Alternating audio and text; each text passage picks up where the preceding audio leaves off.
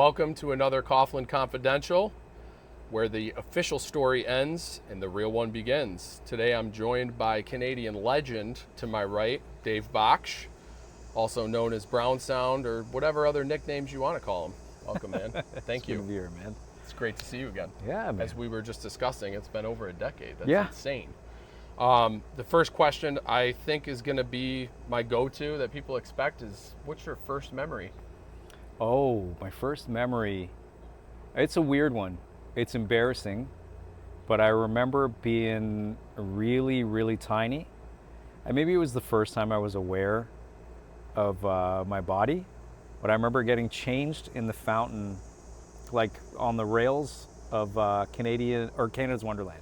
Okay. Right? So as soon as you go in there, like people are snapping your pictures, this and that. If you go to where the railing is, where that the waterfall falls into that pool, I remember getting changed right there and crying my eyes out. Is this like a monument or a tourist destination, or is it just kind of a tourist mall? destination. Yeah, Okay. yeah. So it's like a theme park, right? Okay. Yeah, yeah. So it's like our Disney World, and yeah, I just remember getting changed in that fountain, and my grandma laughing at me while I'm crying. No kidding. But I remember feeling embarrassed, and I can't tell you how old I was. Wow. Yeah. Okay, just because you were out in public, well, you probably don't even know like I what just was going through your head. I remember being old enough to know I was naked, and being changed in a public place where I was like, hey, I'm not cool with this. That is awesome. Yeah. That you remember that. How old would you say now? Like now, looking back. I don't know, man. Maybe 3, maybe 4. Okay. Yeah. Cool. Yeah. So. All right. Now, I kind of want to go. I mean, obviously, you're known for the music. So. Yeah. Growing up, if you want to tell me about your childhood, where you grew up, that'd be cool. Yeah, But yeah, mainly how you became like, okay, I'm interested in music. This is what I want to do. I mean, always been interested in music. It was always on in the house. Some of my earliest memories are like cleaning with my mom while she's got an old radio station called 1050 Chum on. Okay. With this great vinyl setup where the dining room ended up being. We had a small like dinner table in the kitchen, and you would eat there, and then you would go and dance in the vinyl room, right? Okay. So that was where I learned how to use a record player, where I learned which records of my parents' collection that I really liked. So I'd always gravitate towards, like, in the early days, it would be like Kung Fu Fighting by Carl Douglas. Oh, yeah. Right? And then, yeah, so I'd be throwing that on. My mom had a ton of those kind of like K-Tel compilations. Okay. So I would go through there, and I loved stuff like Dizzy, Tommy Rowe. There was just something so cool about those drums when they would kick in that I loved. And Ventures, man. My mom had a lot of Ventures records, which was super weird. Okay. But and then there was the staples, like reggae, old school reggae, like Pluto Shervington, stuff like that. That was always on in the house. Okay. And soca. But it was a musical household. Gotcha. Yeah. Awesome, man. Now, what led you to guitar over everything else? I think it was just the influence of having cousins that were into rock and roll music. Right, so we had an older cousin named Stefan, and he still plays to this day. Incredible drummer, and he kind of got us all into like metal, rock and roll, stuff like that. And I would just look up to him and love him, of course, right? And he showed us stuff like Anthrax, Run DMC, like. He even showed us like Bon Jovi, right? Okay. His taste was so eclectic within the rock and metal world that, I mean, he could go into it a lot deeper. But for you, this was like new and outside. Yeah, of what this your was mom like used to I've play. never heard anything like this before, right? And I remember I used to have an old chalkboard, so it would look like just like one of those things you would plan on, right? Big chalkboard, like so. And the legs were a metal pole that went into 2 legs that looked like flying V's. So I figured out how to take off the legs. So I would just lay it down, and then I would take the thing that looked like a flying V and just play it to my favorite records. No kidding. Now, Yeah. was that your first instrument that you? That was the first thing that I ever picked up and pretended was an instrument. Right. Yeah. But I mean, like, as far as guitar, like, you didn't start drumming, you didn't start. No. doing anything It else? was guitar first. Okay. Yeah, guitar And first. how old were you when did you take lessons? Did you buy your first guitar? Like, what led to you actually playing? So I didn't exactly take lessons, but I was inspired to play because my cousins were playing. Okay. And I ended up at a show, I think they were called Nemesis or Shade at the time. But yeah, my cousin Stefan's band went through a bunch of different monikers, but I believe it was Nemesis at this time. Okay. And they had two guitar players at that time. One was Shane Appleton. He was like considered the best guitar player in Ajax, Okay. right? Could play Van Halen, so it was like, that's incredible. Yeah. But I was drawn to my best friend at the time, a guy named Brent Sarson. He had an older brother named Mike that played this Ibanez Silver Cadet. And I remember looking at that guitar and seeing them play at this pizza shop called Pizza Pino Okay. in Ajax. And it's still there, still great pizza there. And I remember looking at him playing that guitar, and I was like, that's really, really cool. I loved the way his hand looked when he would play. It was a little more tucked. And he had something different about his playing. And yeah, at the end of the show, I picked up the guitar, and he was like, hey, you want to learn how to play this thing? And I was like, yeah, I think I might. And then it just kind of went out of my mind. How old were you at that time? I would have been probably 12, 13 years old. Okay. And maybe about 6, 7 months later, I was at my cousin's house. We were playing Battletoads. And they always had a guitar. What is that? Oh, okay, Battletoads, it's an old Nintendo game. Like And NES, regular. this was, I can't remember. I think this might have been Super Nintendo.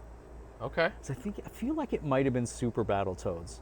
That was my first system, Super Nintendo. So. Yeah, I think it was. Yeah, because 93, Okay. it would have been, I believe it was Super Nintendo at that time. I can't. No, I think you're Yeah. right, because I remember them coming with like Super Mario Brothers. Yeah. And I don't know if that was 93 or 94, but that makes sense. Yeah, we'll Okay. overlay some text in post. Yeah. Yeah. Yeah, this is when that came out. Release, okay. yeah. But there was this level where you ride essentially like a speeder bike, like in Star Wars. Oh, yeah. And it's fucking impossible. For me, I was just like, this is now affecting me personally. Okay. Like, I was getting killed so much at it, Yeah. right? So I just kind of put the controller down. Vaughn stuck at it because he's a wizard at that stuff. And I went over and picked up this kind of like old guitar that they had lying around. It's like this old junker that I don't even know if it plugged in and worked. Okay. But I picked it up, laid it across my lap because all I knew about how to play guitar when you were sitting down was this guitarist named Jeff Healey. So he's a blind guitar player, and most notably internationally, Okay. Canadian, in Canada, he's like a guitar legend, but internationally known as the guitar player in Roadhouse with Patrick Swayze. Oh, yeah. Okay. Yeah, I totally. remember that movie. So Jeff Healey, man, that's our boy. Awesome. Right? And so when he would play, the guitar would be face up. Okay. So I was like, oh, okay, that's how you play sitting down.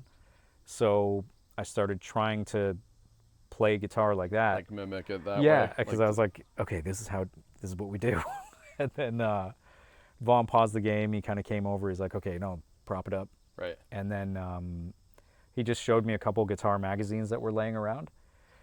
I picked one up, opened it up, and he was like, okay, so these numbers here, that's this string, that's this string, that's this string, that's this string, and those numbers are this fret, this fret, So was this fret, this fret. tablature at the time, or He was it? teaching me tab. It was tab. Yeah, Okay. like so. Awesome. Very, very first moment, he was like, "This is how you read tab." Oh, that's awesome. It was so cool, man. It was a really, really important moment for me, and it all happened. Vaughn was actually Stefan's younger brother. Okay. Yeah, so it was just like the amount of time I spent at that house. It was inevitable that that I would just pick up some sort of musicality in my life, right? Right.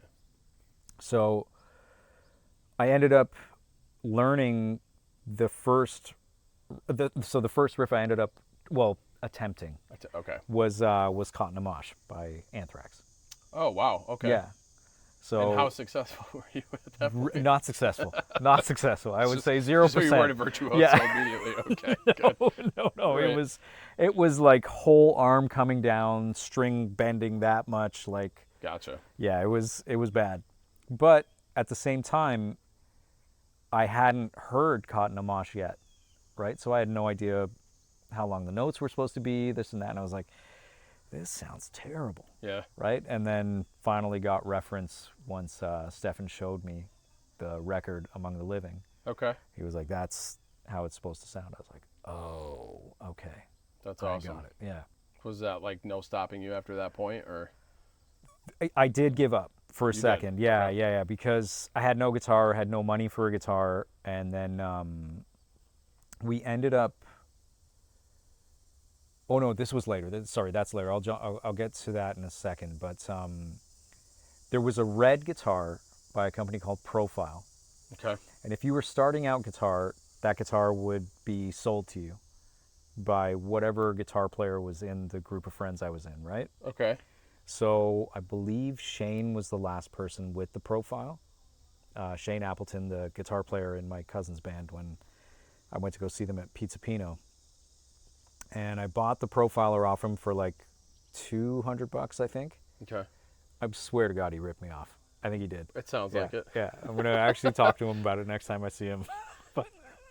but at that point, it was like the fretboard was like cracked, peeling off. Fret wire was Warped just neck. nasty. It was awful, right? Yeah. But it was the perfect tool to learn on. It was like learning how to hammer in a nail with your father's old hammer, right? It was Right. like, it's the perfect starting point, because it got me to a point where I was like, oh man, this hurts so bad. I don't know if I can play this.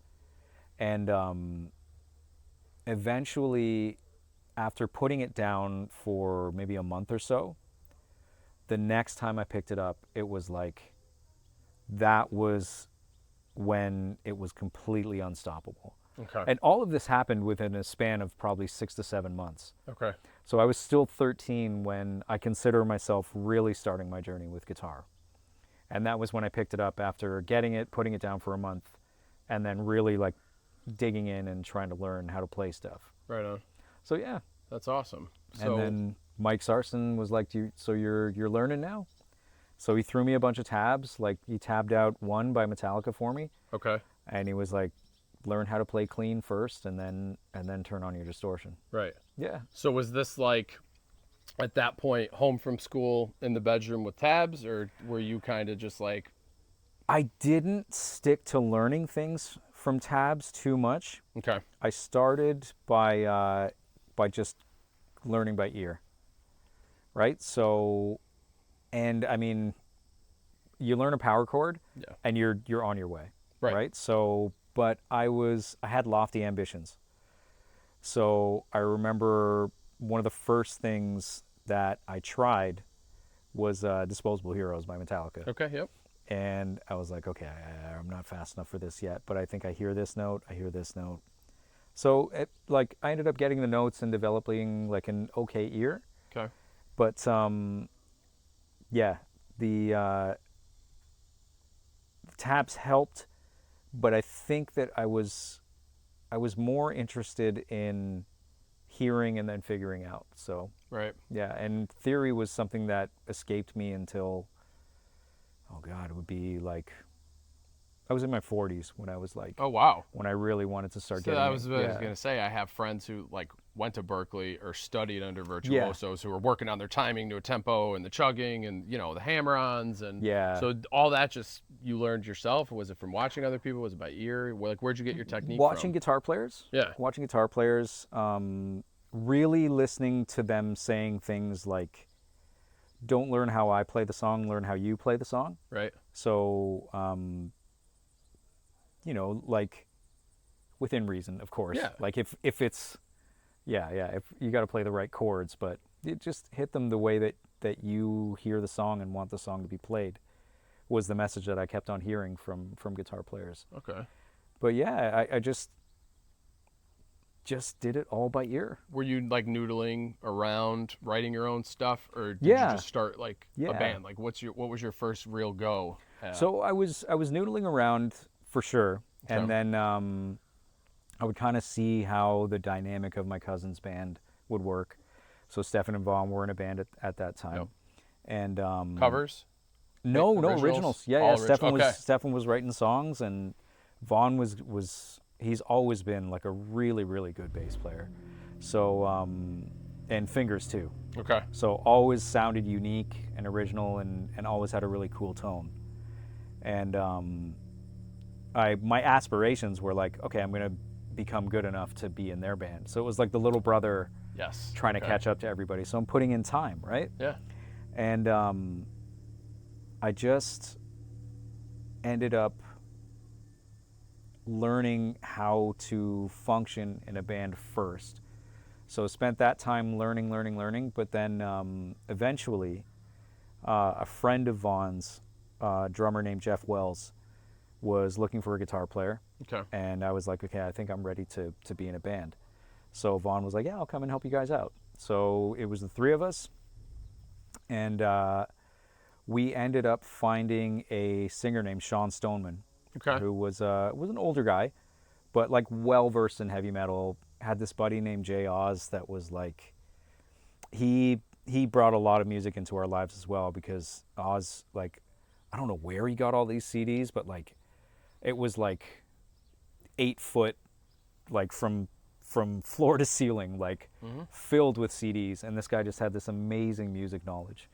And we'd go over to their house every once in a while, and maybe allegedly they would let us smoke some pot and have some drinks and stuff like that, and it was just music How old were all you at around this us. time?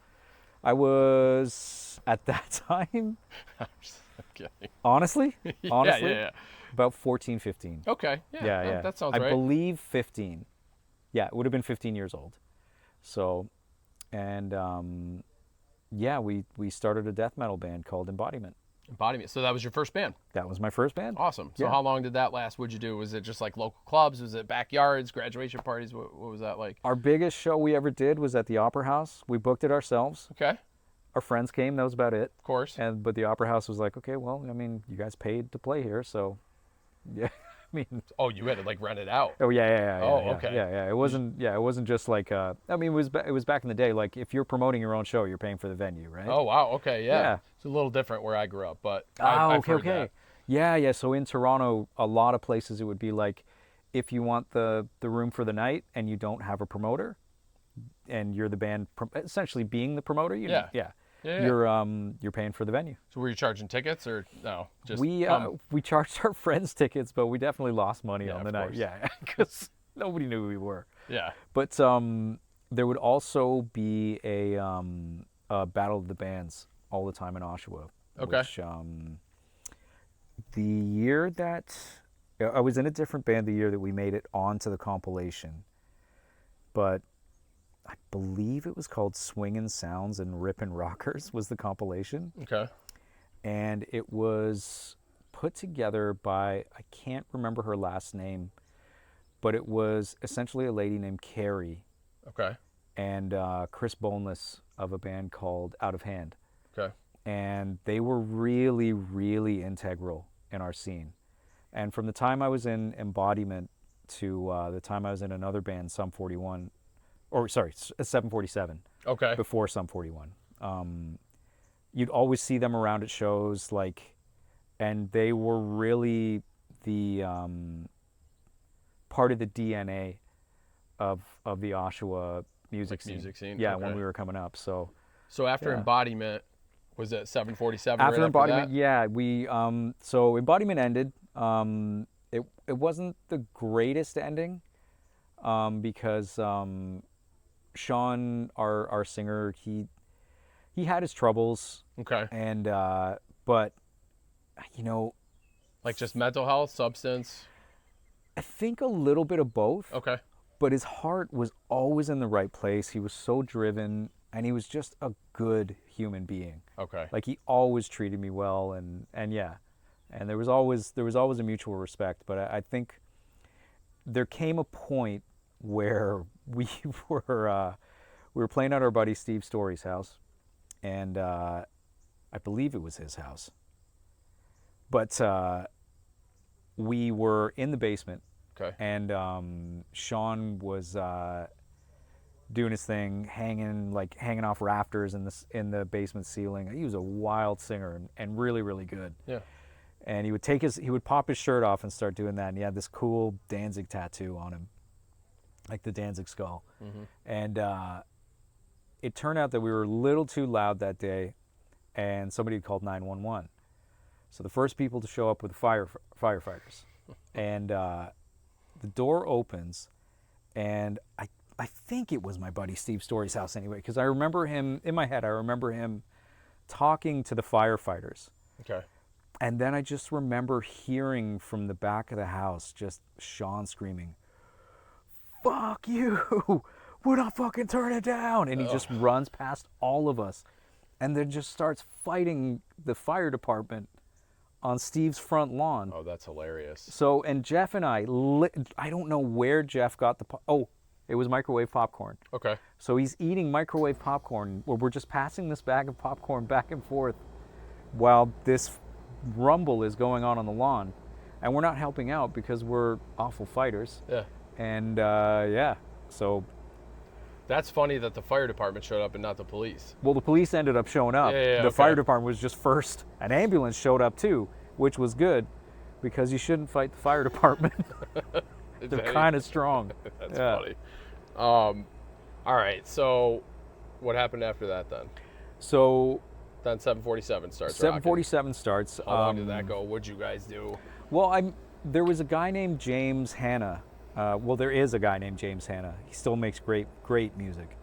He's out of Orangeville now. Okay. And he was in high school with my cousin Nat. Now, Nat's younger brother Alan is probably the person I'm closest with in the world, right? Okay. Like to this day? To this day, like, oh, no kidding. Like our first hangout was together. Like we've been, I don't know, we've known each other for 46 years. Oh, that's awesome. Yeah, cool. like every single year of our life we've known each other. So his older brother was a DJ. Okay. And he would hang with another DJ in town called Insane Dwayne. Goes by Dwayne McDowell now. Okay. And they knew this guy named James Hanna and his buddy Mike Bilcox. So Mike Bilcox ended up fronting a band called Not By Choice. Okay. We can get to the story about them later. But I hung out with Mike a lot. And he introduced me to James. And James would just come to my cousin's house every once in a while. We would hang out, this and that. And I would be playing my guitar to my cousin playing, like, so you would get singles. So the one that sticks out is there was a collaboration between Wu-Tang and Bounty Killer. Oh, wow. Right? So the song was called Eyes of Bleed. How do I not know this? Okay. Dude, it's like really, really single? Good. Yeah. You might know, like music. the hook is like, smoke the weed until my eyes never bleed. No, I don't think, dude. I know my Wu-Tang shit. That's crazy. So I've never good. heard that. It's so good. So there was like a period where hip hop stopped denying dancehall reggae access to its history. Okay. And it was just for a West Indian kid like me, it was just the greatest marriage. Okay. Because you had these incredible break beats being sampled, and you'd have these incredible tracks underneath these completely underrated MCs from Jamaica, which were ironically known as DJs. Okay. But they would just chant these amazing things over, it would basically dance hall over hip hop. No shit. And it was one of my favorite eras of music. On the way home? Yeah, dude, it's so good. It's so good. But so there was you flip it over, and it's the instrumental. Yep. Right? So my cousin would take instrumentals like that, he'd just play them, And then I'd have my guitar. I would be jamming along with them. I'd have my wah pedal and my V. Mm-hmm. And I learned how to do the thing that Tom Morello did. Like you turn down one volume and then you got yourself a kill switch. Yep. So I would just go to town, like just jamming along. And James heard me doing it and he was like, yo, we should start a band. I was like, well, I mean, I know a drummer, I know a bass player, like, let's do it. And then we started 747. Okay. Ajax's best band. Yeah. Some 41 would disagree, but 747 was Ajax's best band. So was this like that kind of infusion then, the reggae hip hop thing, or? Yeah. So we, I mean, we sounded a lot like Rage Against the Machine, right? Nothing But wrong with that. yeah, I mean, it was a blast. But we fused a lot of reggae, hip hop, jungle. We would cover songs by The Prodigy, stuff like that. Okay. Within our, like, it sounds, when I'm saying it sounds legendary.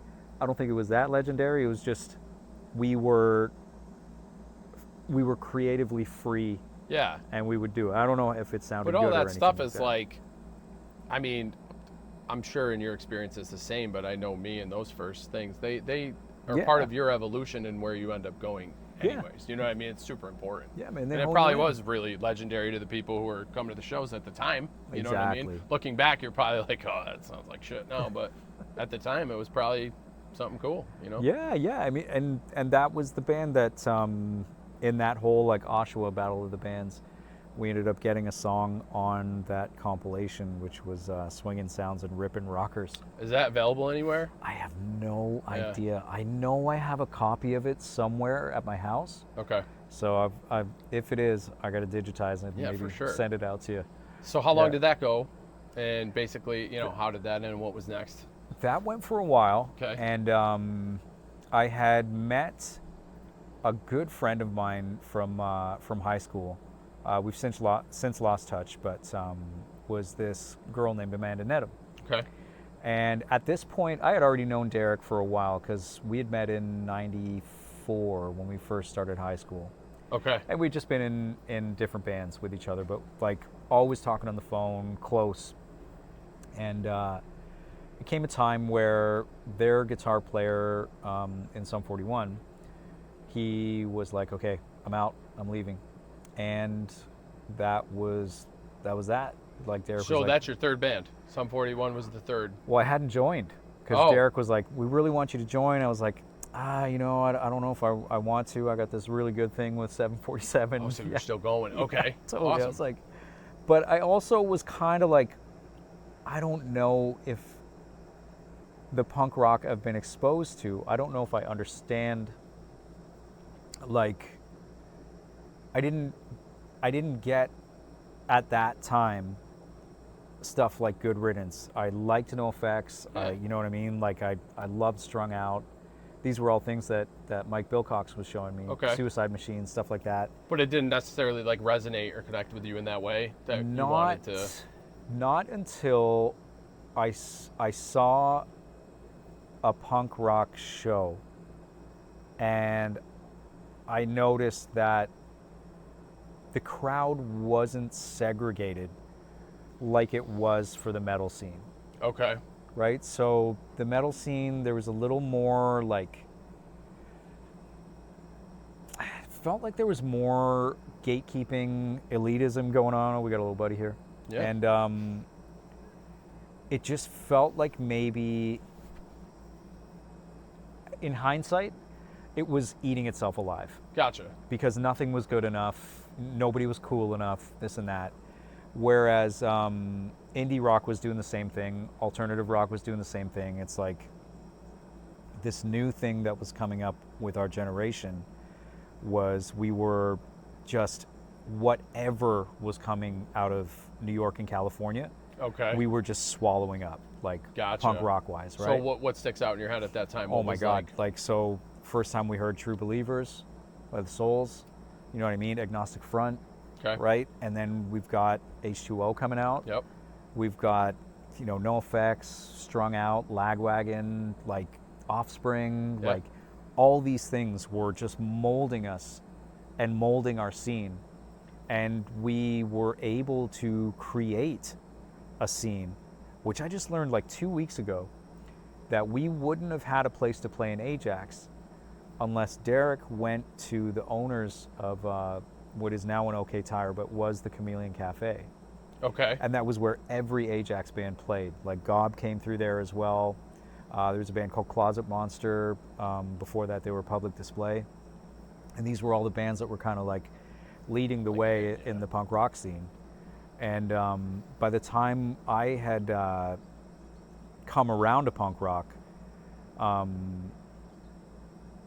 I was in the car. I was driving my mom's purple Sunfire, I remember, and me and Amanda Nedham were coming home. Mm-hmm. And this was at the point where I was still like attracted to her. Okay. Right? Were you guys dating or just friends? Hell no. Okay. No, she was way out of my league. Oh, gotcha. Right? Yeah. But I've had those. But yeah. So I was like, I was sitting there and she was like, she was chatting this and that, and I was like, the Sum 41 guys want me to come and jam with them, but I don't know if I want to. And then she's like, no, you totally should. And I was like, yeah, you're so right. Yeah. Yeah, I totally should. You're right. You're so awesome. I'm gonna go. So it was like So that, it's like literally- hot girl, like, yeah, okay. Well, she says I should. Of course I should. Yeah, that was the tipping point. How old were you? I was 16 at this point. I was gonna say like Yeah. 17ish. Yeah, yeah. Of course. So that was the tipping point. But then, I don't know why I was so resistant to it, because the first practice we had together was such a blast. Because at that point, Steve-O was in the band. Okay. A guy named Rich Roy, who went by Twitch, was in the band, and it was Derek and me, and we just had so much fun because it wasn't a band that was where it's like you meet and then you become friends. Right. We had already established good friendships before. So you just walk into that room and you feel absolutely comfortable. So you knew all of the guys before. Knew them all, yeah, okay. yeah. Off So school. Derek, I met my first day of high school. Like, Okay. Yeah. we got kicked out of class for talking too much, and then we just hung out in the hallway, and then it was a great move, and I'm glad that I got friend zoned because, yeah, if I had the bravado to be like, no, I probably wouldn't have gone. Right. Yeah. Right. Exactly. So thanks, Amanda. Yeah. Thank you, Amanda. Yeah. Wherever you are. You still talk to her? Off and on. Yeah. I mean, Okay. we'll chat Cool. every once in a while, but yeah. Nice. All right. So and then how did you end up leave? Did you leave 747 to do Sum 41, or was that already over at that time? Yeah, it was really, really tough to leave 747 Okay. because it was my cousin, right? Yeah. So I'm playing with my cousin. Jeff and I, Were they pissed? they weren't happy, but they also didn't want to be shitty. Right. Because we were friends, Right. And we hang out and we love a lot of the same stuff. Okay. Since we've drifted, oddly enough, one of the last shows I played with a band called Black Hat Attack, we ended up playing with Vaughn's band where Jeff plays. So I hadn't seen Jeff in years and years and years. So it was great to reunite. Okay. But yeah, the leaving of 747 was really, really tough.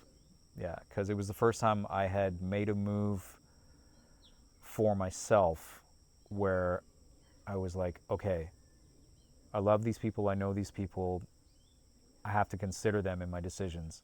Yeah. And it was the first time I made a selfish decision. And it didn't implode, so Yeah. like the first band. I put so much weight. I don't know if it was my ego or just my love for them. Mm-hmm. But I put so much weight on my decision that I was like, these guys are going to hate me. This is going to be the hardest conversation I've ever had. It ended up being tough, but it definitely wasn't the toughest. Yeah. And yeah, I mean, those that's guys cool. were grateful, and yeah. Awesome. Yeah, grateful for the honesty. So you jump into Sum 41. Jump into Sum 41, man. You're and 16? 16 years old. 16. In high school? Yeah. High school, yeah. What was going on then? At that point, they had just recorded with a guy named Marcus Stanza Okay. that he ended up well, he was in Len, and he was just on the cusp. I remember he was playing us demos for, Steal My Sunshine and stuff like that. Didn't Derek help them write that, I think, right? Didn't he? I can't remember. Gotcha. Maybe you'd have to ask Derek, but yeah. But yeah, we were hearing demos for that record. My favorite song was the one that they did with Cryptic Soul's crew. Okay. It was really, really good. But the time was just so new, so fresh, and so exciting because Mark was taking us under his wing. He was taking us around Toronto. And I believe Derek had met Mark through Greg Norrie. Okay. Which I didn't meet Greg till a little bit later. But we were playing in the band and just had some great memories with Mark, man. So where does it come in? Like, you're obviously a high school band, right? Were you doing any covers at that point, or was it still kind of just Sticking in My Eye, stuff like that? Okay. But it was mostly originals. So where did the point come for you, from your memory? I mean, I've got a little inside knowledge of some of this stuff, but coming from what you remember and the headspace you were in, where did it go from being like high school friends jamming, having a great time in a band, to actually trying to make it a career? Oh, right away. Oh, right away. So you were trying into high school. We were like, all these bands that we love, and especially we got some big influence from a band called DBS. Okay. Who were basically our age, and they were playing skate punk, and they were touring. No kidding. Right, and they were just like, just get in a van and go, and that's essentially the message that the Descendants gave us too, which was just like, go. Now, were you still in high school when you started mapping out these tours that got? So we started getting copies of this book called Book Your Own Fucking Life, and I believe it was Closet Monster at the time that was like having success booking shows with this. But we didn't go on our first tour until we were taken by a band called Bodega. Okay. And then the headliner was Bionic. And at this point, I think that all came through a connection with Greg. Okay. Now, was this before you were sending out the demo tapes? So this before was the videotape got you the record deal, or was this? we had sent the demo tapes out, and this was around that time, and nobody was biting. Right. Yeah, it was just kind of. I remember sending it to Fat. We never got one of those like famous Fat Records letters back. Oh, you did it? Yeah, postage might have been too much. Okay. But they were just kind of like, we don't know what to do with you, and it was kind of like that with a lot of people, and we ended up just being like, okay, well, I guess we'll just tour until we make it. Right. So, it was Mark DiPietro that hooked us up with that tour with Bodega and Bionic. Awesome. And I remember loving Bionic, like such a solid band. And they had this legend in Canada named Ian Blurton playing guitar with them, and he was in a band called Change of Heart, which is a great band as well. And we just got a taste from that tour for how we could do it, even though when we got to, I believe it was New Brunswick, we ended up getting into an accident that should have killed us. Okay. Like our bass player at the time, Rich, Cohn wasn't playing bass in the band at this point. He didn't stop at a one-way stop sign. So we had a stop sign. And the other didn't. Did not. Gotcha. Yeah, so we pulled through and got T-boned by a Dodge Ram, right? So we're just going, right? And everything's happening in slow motion, like it does. And we hit the railing. The van tips up like this. I look over and I'm like, holy shit, that's water. And I remember that's my thought, right? Oh, and wow. Luckily the van just like levels out. That's crazy. It's back down on the ground, but we are like, the axle is off. Yeah. Like we're dead in the streets there, right? Luckily, we had already loaded out at, I believe we were playing a place called Bogart's that night. Okay. In, I can't remember the city, but it might have been Charlottetown. I can't remember, but we ended up being stranded in that city for like, it was like probably 3 days. Yeah, why everything got fixed. While the van got fixed, yeah. Well, you're lucky it was fixed too and not totaled out. Yeah, right. You know what I mean? So like well, a lot of pieces came together in your favor there. I mean, the van already, like it was an 84 Econoline, so like if you hit the accelerator too hard, the engine would kind of separate, and you could see the highway. Oh, jeez. Okay. Underneath you, so it was like, it was already in a state, right? Yeah. But I remember during those 3 days, Rich took off. Rich had family, so he was just like, I'm going to stay with my family. And we were like, can we come? He's like, hell no. Like, oh, okay. So we ended up being in a hotel. Spent every penny that we made on tour to just sit around in a hotel. Yeah. And we were like, oh, well, we might as well do some stuff. So we ended up just filming movies. Is that where that VHS came that you put the songs under? A lot of stuff on that VHS came from that. Okay. Yeah, so that's just like home movies where we were like, okay, let's be gangsters. Okay, here's a hot tub. Ride around squirting people with squirt guns. Well, okay, so we didn't do that yet. But this was just like we were making like gangster movies. Like I remember Velluccio. There was like Figs and Berta. Figs and Berta? Yeah, it was Figs and Berta. Alberta. Okay. Yeah. And it's the thing where if you're a Sum 41 fan from back in the day, that's where I'm like, what the fuck you doing, man? And Steve's like, I'm shaving. Okay. Right? Yeah. So a lot of the characters would not fly these days. Today? Yeah, right? Yeah, absolutely. So sure. yeah. I have a lot of those videos. Not resurrecting any of those characters anytime soon. But those were like, that was the point where we kind of realized, like, okay, so there's something more to us than just music. Like, we enjoy the filmmaking, and we enjoy, like, making these hilarious home videos. Yeah. So, yeah, and that spawned into, like, well, there's got to be some other cool shit we can do. And it turned into, like, I think Steve and Derek had started going around shooting water guns at people, like getting them to, and then all of a sudden they were like, okay, we got to film doing this. So my mom had a Sunfire. My mom had the fastest car out of all of us. Yeah, totally. Yeah, absolutely. Yeah. And it was purple. I believe it was a 95 or a 96. But we would go around, you know. Now, for context, are you still in high school at this time? Still in high school at this point, yeah, still in high school. So you're doing like spring break tours and summer tours and...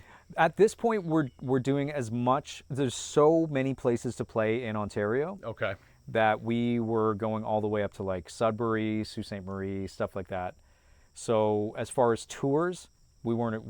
But you were just playing out as much as possible. Exactly. Going all around the area, like honing it in, getting your hometown. That's exactly. Awesome. Yeah. Cool. So playing as much as we could and making those videos. Yeah. But I lost my train of thought there.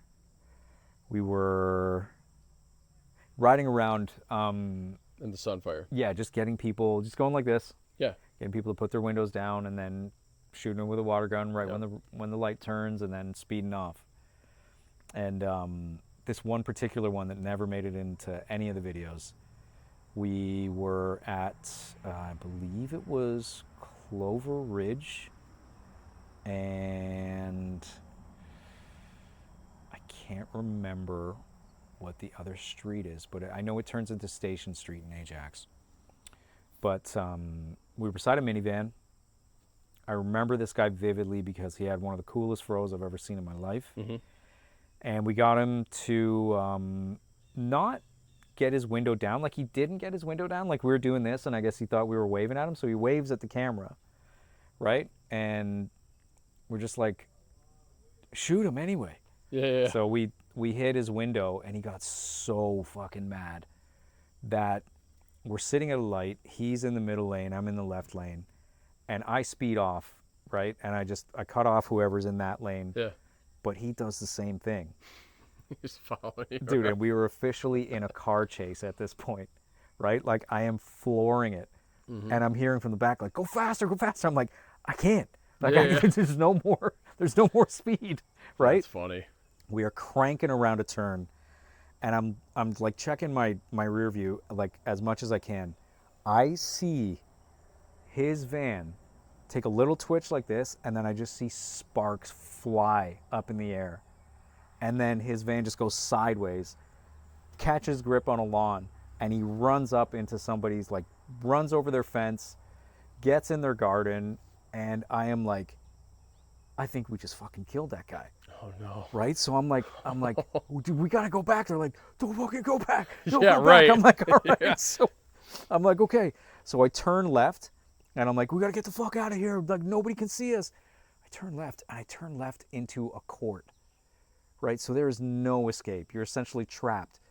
But I see this opening to what was known as the Wooden Park back then in Ajax. It's where we'd all go to drink when we were in high school. Okay. And so I take the car, I drive it up into this like thing. You're not supposed to be there with a car. There's no fucking roads. So I'm like driving through the Wooden Park. It's just like there's grass. You're in this little mini valley. I take it up, go onto my cousin's street through one of the other entrances. Yeah.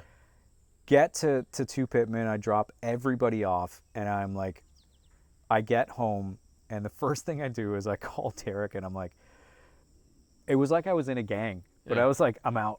Yeah. I can't do this anymore. Oh, no shit. Yeah, I was like, we just killed that guy. It's over. Like, I'm going to jail. This is awful. I don't know if he has the message anymore, but I was like hysterical. Dude, that's hilarious. I was like that too, especially when I was younger. Wow. Yeah, That's a trip hearing I was convinced. Yeah. That somebody got hurt. Yeah, so, but he didn't. So then you find out he didn't. He totally did not. There was death threats for us, though. That guy definitely wanted to kill us. Oh, that's hilarious. So Yeah. he found out who you were. Yeah, oh yeah. Oh shit. Yeah. And I think no, it was somebody that knew Cone at the movie theater. Okay. Because at that point, Cone was in the band. And it's the very last shot in that EPK, the electronic press kit that we gave out to everybody. The girl that just completely catches it. Like, full, like, water gun stream. Yeah. Like, it's just rad. Like, it's the best shot that we ever got. That's right? cool.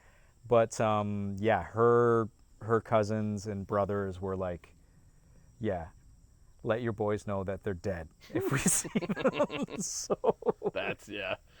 Yeah. Tell me this. So one, for anybody who doesn't know or listening now, how did Cone come in and that other bass player out? We just knew him. Like, we knew him. We knew he played bass. The other dude quit, get kicked out? Like, what?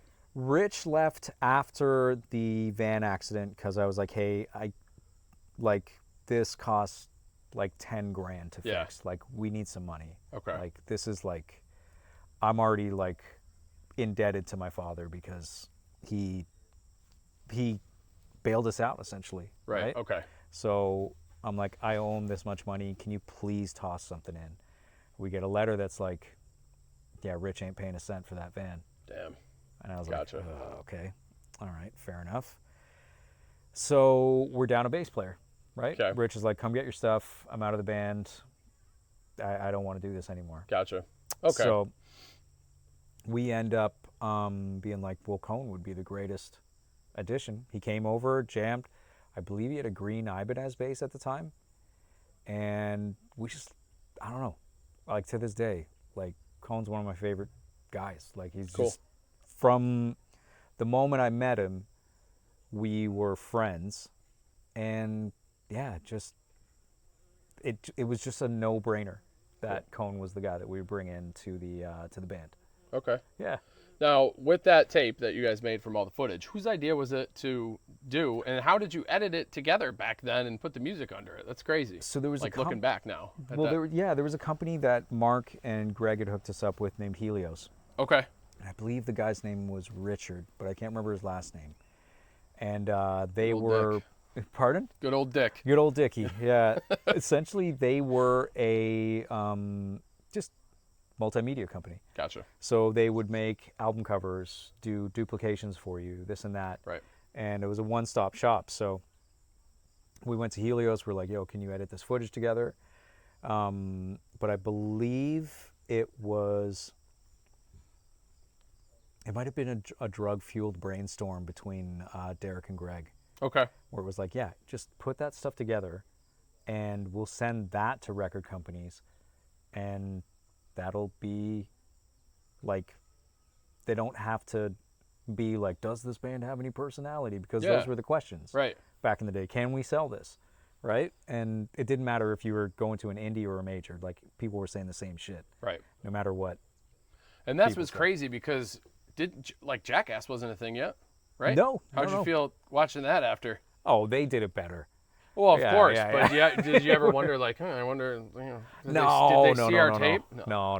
I mean, did NoFX go like, Sub 41? No. When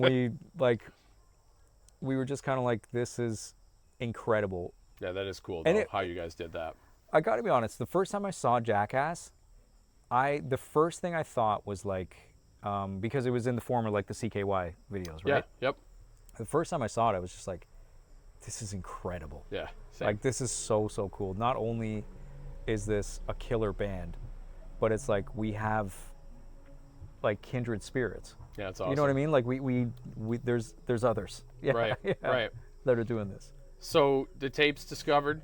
You guys get your deal. Is that what success looked like at that time for you? Like, okay, we got our record deal. At that point, it was like, we had sent everything out, and we had a few more songs that were better than what we were sending out before, and we just got drawn into a bidding war, which was incredible. And we got courted by Interscope, Sony, Arista, like so many labels, and it was so alien to us.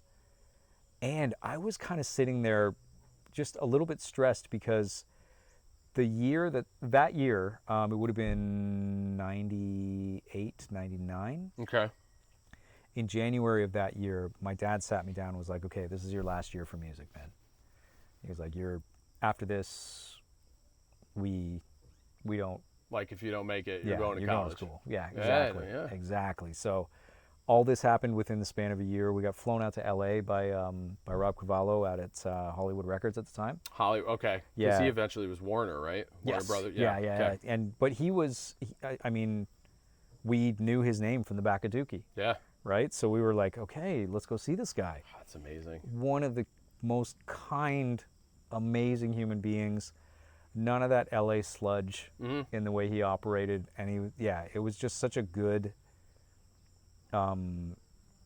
entry point for this band to LA, because we would also end up seeing a guy named Perry Watts Russell, I believe was his last name, and he was head of Capitol. And Cavallo was cool, man. He was just like, yeah, if you're here being scouted by other record labels, I want you to go see those other record labels. He's like, doesn't matter if we flew you down here. Right. Let's do this, right?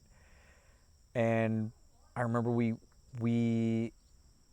were like, we went to Disneyland. No, yeah. We went to Disneyland. Okay. And I think there was like that Toy Soldiers movie out, not the one with Will Wheaton and the other kid, but it was like an animated movie with like plastic army men. Maybe it was called Army Men or something like that. But either way, we ended up buying these plastic army helmets. Okay. And putting our stickers on them, so like they looked legit. Steve bought a switchblade comb, and we went into Capitol thinking it was the funniest thing. And we got there, and nothing landed. Like, Perry Watts Russell was one of the most uptight, garbage individuals. Like, he was so fucking mean to us. No shit. Yeah. And he called the meeting. He called the meeting. Okay. Because he was like, yeah, you know who I want you guys to sound like? The Moffats. And we were like, well, we don't want to sound like the Moffats. The Moffats sound like the Moffats. Yeah, right. That's great. And he was just like, what? And then he told us that, I believe the quote was, the Moffats have more talent in one fingernail than you'll have in your entire lives. And fuck, he was probably right. But who cares? We don't want to be the Moffats. Yeah. Right? So we ended up, after that trip to LA, we had been courted in Toronto. Nobody else was like flying us out. And we ended up doing showcases thanks to a lady named Yvonne Matzel. And we were at a place called Ted's Wrecking Yard. And she would let us play every Wednesday. And we would just showcase. So all of a sudden we're like friends with all these bands that were making fun of us before. They're all like hanging out at these things because all the A&Rs from America are coming in and they're walking away with tons of CDs, right? Okay. This one particular night, Perry Watts Russell was supposed to come and see us. So we had a table, and we just took a piece of paper, we folded it, and we were like, reserved for Harry Twat Muscle. Because we fucking hated that guy so much. So I wish he showed, but I don't think he did. Okay. But we had done that, and two guys from Island Def Jam were out that night. Rob Stevenson and Louis Largent. Okay. And Rob came up to us afterwards, and he's like, dude, because he had like a Scott Wolf thing going on, like Party of Five. Mm-hmm. Yeah, he kind of looked like him a little bit. Okay. And he was like, dude, that sign, is that for Perry Watts Russell? We're like, yeah. And he's like, oh, dude, that's hilarious. And at that point, we were like, okay, this guy gets us. Yeah. And it led to us whittling the scope down to, it was Interscope on the West Coast or Island Def Jam on the left coast, or the East Coast, right? Yeah. And we were like, at the time, our outlook and our identity, it gelled more with the New York hustle. That's what it came down to. Yeah, because I was gonna say, my dream was always like Interscope or Geffen. Like, that was like, you know, the holy grail for me. So I had to ask. What I was gonna say was, what led you to go with Island Def Jam over? It was just, we went to Interscope, and it seemed very relaxed, which was great. Great atmosphere. They treated us really, really well. Who'd you meet with over there, A&R-wise? It was a guy named Jeff something, and then Stephen Levy, I believe. And it didn't seem organized, right? Gotcha. And then we had met with a guy named Paul Pontius, who was the Island Def Jam, head of the Island Def Jam office in LA. And he just had this different energy about him, man. Just like, we were like, okay, yeah, this guy, like, he's on the level with us. Yeah. It was like, they just matched our energy. That's awesome. And we were just kind of, that's hindsight speaking, though. Yeah. Because I remember having a conversation with Derek where he was just like, yeah, this is like the biggest decision of our lives. It's like, did we go with Interscope or did we go with Def Jam? And I was just kind of like, I remember giving my 2 cents. I was just kind of like, well, Def Jam, it's just, New York is more of a city where I can see all of us being. Yeah, I was like, LA, I don't know. LA just seemed so, like, at that point it would be like, we would go to LA and, you know, Coke would fly around, and then, but it would be like, if we went to New York, it was like, work would get done, and then, you know, we would party. Yeah. And it was like, I don't know, for me, the choice wasn't obvious, but it was heavily in Def Jam's favor, and that's awesome. That's why we went with them. Cool. Yeah. Awesome. So, Half Hour Power. Yep. That's first. Half Hour Power, we recorded at the same time as All Killer No Filler. Because we were like, we're going to record 2 records at the same time, and we were going to work the United States as hard as we can, and then it'll have an upflow to Canada. Right. Because we saw a trend in if you were Canadian and took advantage of CanCon at that time, then tried to break into the States, you blew your budget. Right. So thankfully Aquarius Records was cool with that because they would also reap the benefits, right? Right. It's like everything is paid for by Island Def Jam, like besides Canadian duplication. Yep. But artwork is paid for, photo shoots, like so much of the media stuff is done. Right. And so we recorded with Blair Kalibaba and Greg. I believe his last name was Kalibaba, but he was the guy who named me Brownsound. Oh, okay. Because he was like, what guitar tone are you looking for? And I'm like, I don't know, man. I was like, but I really like Eddie Van Halen's off of, Van Halen 1. He was like, okay, so you're looking for the Brownsound. I was like, I guess so. And then, yeah, we got something that didn't sound anything like the Brownsound, but it stuck. And so we finished that record, and we were pumped on that. We showed it to Michael McCarty and Barb at EMI Publishing, and they were like, yeah, you guys are on the right track. And then came the next step, which was like writing the songs for All Killer No Filler. Okay. Were you doing all that collaboratively? Yes. Okay. Yeah. So the main song would be written by Derek. Then it would kind of get filtered through Greg because he was producing the pre-production, right? Yep. And then it would come to us. It'd be like, it needs a lead here. Do this. I'd be like, okay. Gotcha. I would come up with leads, and then except for In Too Deep. Yep. Yeah. So yeah. The work intensified as soon as we started meeting with producers. So we met with like Dave Jordan, met with Cavallo again. Yep. And we ended up meeting with Jerry Finn, who again was another guy. It was just like everything was jokes. Like he just matched our energy immediately. Was he already done with Blink at that point? He had done... Well, not yes. like done, but he had done an album or two with he had them, done Enema right? with them. Yeah. So this was, because Enema was 98, 99. Yeah. So he had already done that.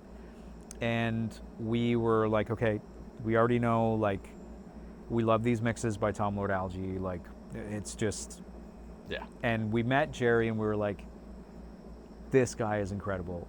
We can see why, like, Out Come the Wolves, like Vandals mixes. We can see why these things turned out so good. Right. Because not only does this guy have incredible talent behind the boards, he's just so much fun to be around. So he was helping us with pre-production, which we did that in the basement of Helios. Okay. And we were there for a while, and I remember I came up with the lead for like Handle This down there. I believe maybe Amanda Bunkface was written around that period. But we had all the songs that we thought we needed, and we went to Metalworks. Okay. Started recording All Killer No Filler. And I remember Joel Casme was the assistant on a lot of the sessions. And I remember Jerry being kind of like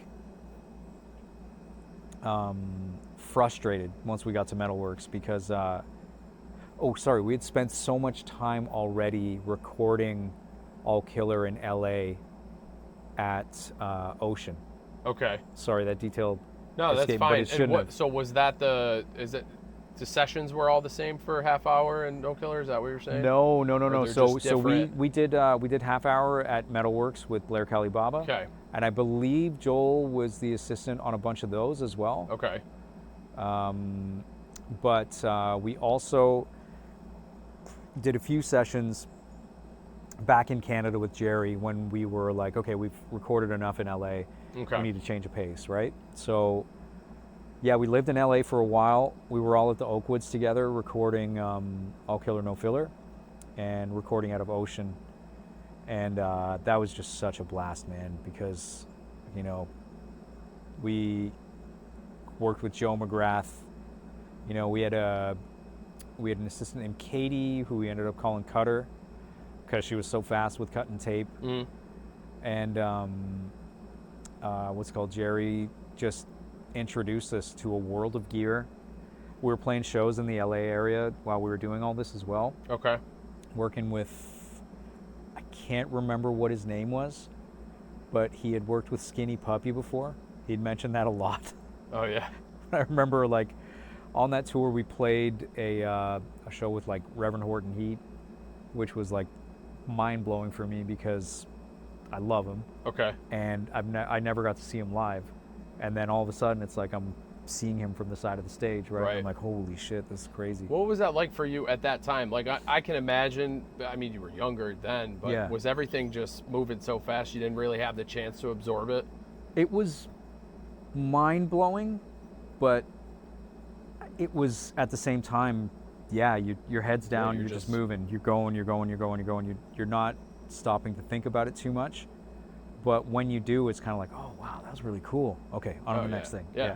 Do you remember the moment where it sunk in, where you were like, okay, now it's all different from this point on? Yeah, like, what absolutely. What was that for you? So if you fast forward to, this was Warped Tour. Yeah. Yeah.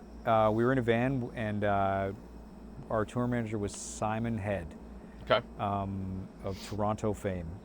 And I remember him being distraught because we had shown up to Randall's Island, which was a date that had been canceled but rescheduled. Okay. But because of that being scheduled, I think we were at the ass end of like 13 in a row, right? And he was just worn because he would help us with driving. Like Steve-O and I, or Koner and I would drive every now and then, but Simon did the majority of the driving, and he was our front of house guy and our tech. So we pull into Randall's Island. We're kind of late, and we pretty much get lunch in us, and then we got to go to stage. And we're playing the side stage at this point. Okay. And I remember we rolled onto the stage, and I'm like, oh my God, there's like this guy from this band, there's this guy from this band. I can't believe this is happening right now. Like, I'm seeing all my heroes like lined up behind us. Yeah. I'm like, oh, they're actually here to watch us. So I'm like paying attention to that. I'm getting my ears in, and I'm like, okay, well, I guess I gotta play today. Like, today's the day you come to play. At this point, Fat Lip is out as a single. Okay, so I was going to say, what cycle were you on? Okay. The record is out, I believe, at this point. Yeah, because the record got released in the spring, and this was the summer. And then we step out onto stage, and this is the side stage at Warped Tour, Randall's Island. All the merch is lined up on this side. Stage is here. Front of house is right there. And I step out on the stage, and it is just a sea of people that goes beyond all the merch tents set up. And I just remember playing the music and being like, holy shit, like, who is on after us? Like, I refused to believe that this was for us. And then we launched into Fat Lip, and I remember playing that riff, just looking out at the crowd, and it was like as if everything was dark and somebody just flipped on a light switch, and the whole place just lit up. And as soon as the full band kicked in, that entire crowd, it was just a massive circle pit that went from the top of the merch stands all the way to the back, around the soundboard. It was like a hurricane of dust and mud and sweat just flying up. And it got to the point where like people were like holding on to their merch tables, like, this is about to tip. Oh, that's awesome. And I just remember at that point being like, everything changes now. Yeah. Like, that's it. Like, and you told yourself that, like, right there? It was a moment on stage where I was like, this is everything that we worked for. Yeah. I was like, this is it. And I remember, and I was really happy afterwards talking to all these people that we looked up to after the show. But I still remember being like a little bit outside of my body, because I had never seen anything like that. I hadn't seen energy push towards what we were doing. Toward your like band that. at that time. Yeah. Any imposter syndrome? Every day. Yeah. Still, like driving up here. Yeah. Dude, I do this thing where I get tired and I will spiral in self-doubt. You know what I mean? And I'm not alone, but it's like you can isolate yourself doing that stuff. Yeah, for sure. But yeah, just today. Yeah, absolutely. So that was my first go with Sum 41. So I used to sneak downstairs in middle school. It had to have been 6th grade. It had to have been around the same time where MTV was still MTV, playing music videos. TRL was a thing, but I remember the intro coming on because, I don't know, was TRL a thing at that point? Yes, yeah. So we were, it would have been 2001. Right. So they cut the videos, obviously, when you're watching TRL and stuff, but you sneak down in the morning, they're playing the full videos. So the first time I see Fat Lip, you guys are in the convenience store. I think Steve-O's spitting the Ice Cube line, like bitches in the bike or girls in the... and I'm like, white boys rapping Ice Cube. And then Fat Lip kicks, and I'm like, what the fuck is this? I remember that, like, distinctly, like, wow, this is awesome. Yeah. So that was, like, my first... I didn't know Half Hour Power yet. Of course, I'm just so OCD and anal anyway. I always have to go back, like, to the beginning. Oh, yeah, if I find something. Yeah. Completionist. But so that was, I think that was like the majority of people's first experience with Sum 41. And then, of course, In Too Deep and all that came out. So at that point, that's blown up now. Yes. So now it's a whole new world for you. Yeah. Are you feeling pressure? How soon was the follow-up? Like, I mean, I remember the follow-up coming pretty quick. Wasn't it the next year? Yeah, you always. Yeah, we had a goal where it was like strike when the iron's hot. Yeah. Right? So work ourselves to the bone and release every single year, and which eventually kind of led to our downfall. Okay. I think. Yeah, because it was just at that point. I remember getting to Derek's house, an apartment that he was renting on Wellington in Toronto. And he had already had most of the record done. I was like, oh, okay. Maybe I would have tried something different here. Maybe I would have done this, but it sounds good. Let's go with it, right? Mm-hmm. And he just had me over. He was like, okay, we need leads here, octaves here, and we would just do what we did, right? Right. So there's no ego behind that, like in your head, like, oh man, I would have changed this part, or... Not ego. I was disappointed because I was kind of like, it'd be kind of cool to have had a little more say. Right. And I know all of us were thinking the same thing. And but at that point, Derek had experienced the world, mm-hmm. and I think Greg had noticed that Derek was kind of drifting from him. Okay.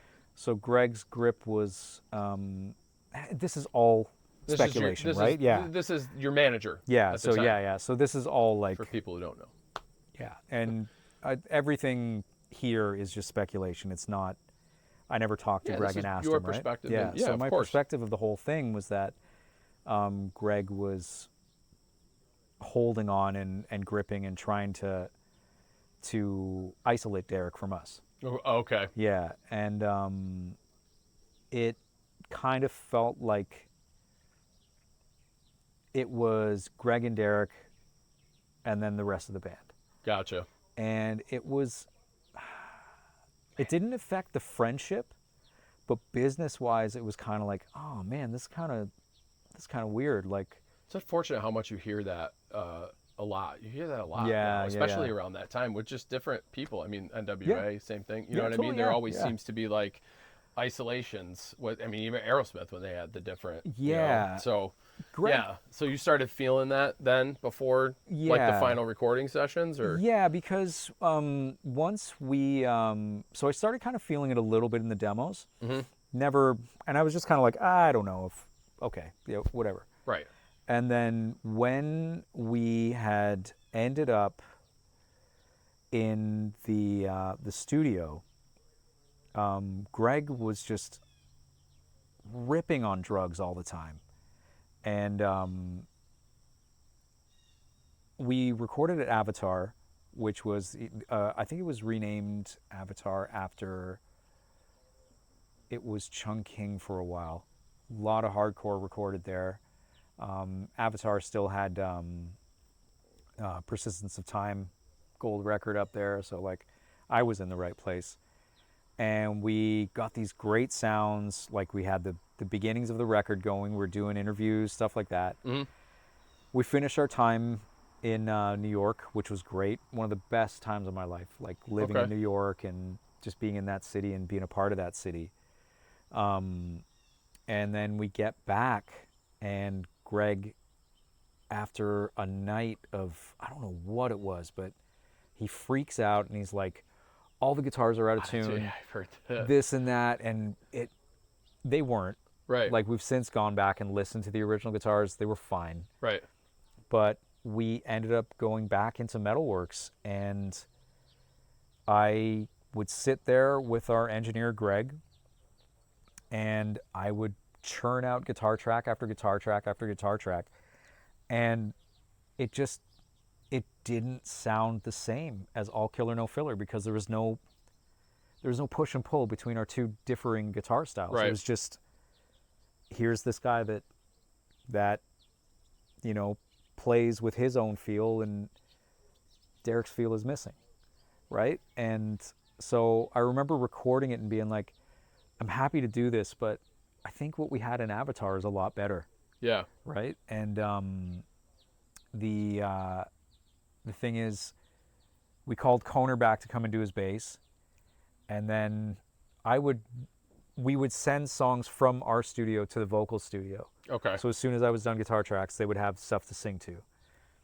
And I would go there sometimes, and you could get close enough to hear what was going on without anybody seeing you. Mm-hmm.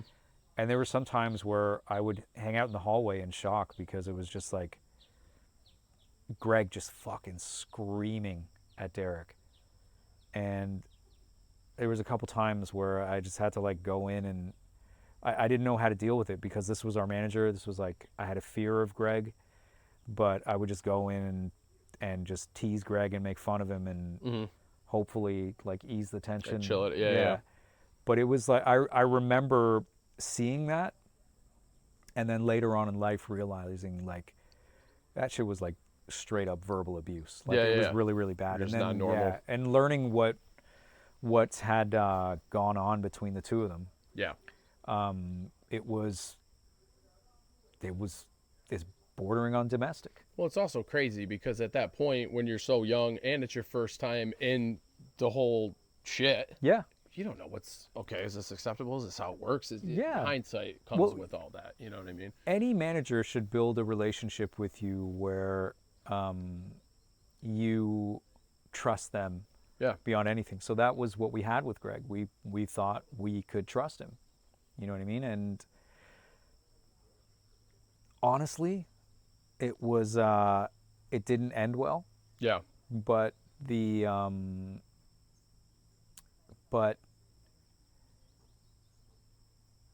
he made us believe in ourselves. I was just going to ask, is the takeaway you know, with with him. the bittersweet kind of like shitty part was, do you think it would have happened without him? Mm-hmm. Do you know what I mean? I don't know.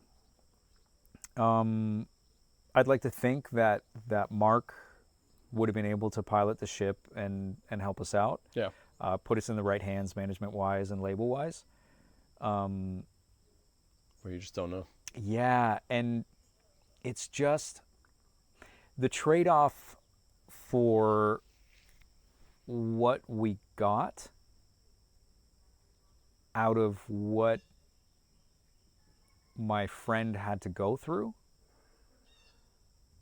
I wouldn't do it again. Right. Like, I'm not sure in a that's million the years. answer for most people. Yeah, like I would hope. Right. Yeah, but it's just. So what? Well, correct me if I'm wrong. So one of those sessions with that record, the follow-up, was one of those recorded in like 14 days or something, or 50, like super quick? Oh, Does This Look Infected? The whole record was just absolutely like lightning quick. That's what I'm saying. Yeah. Okay.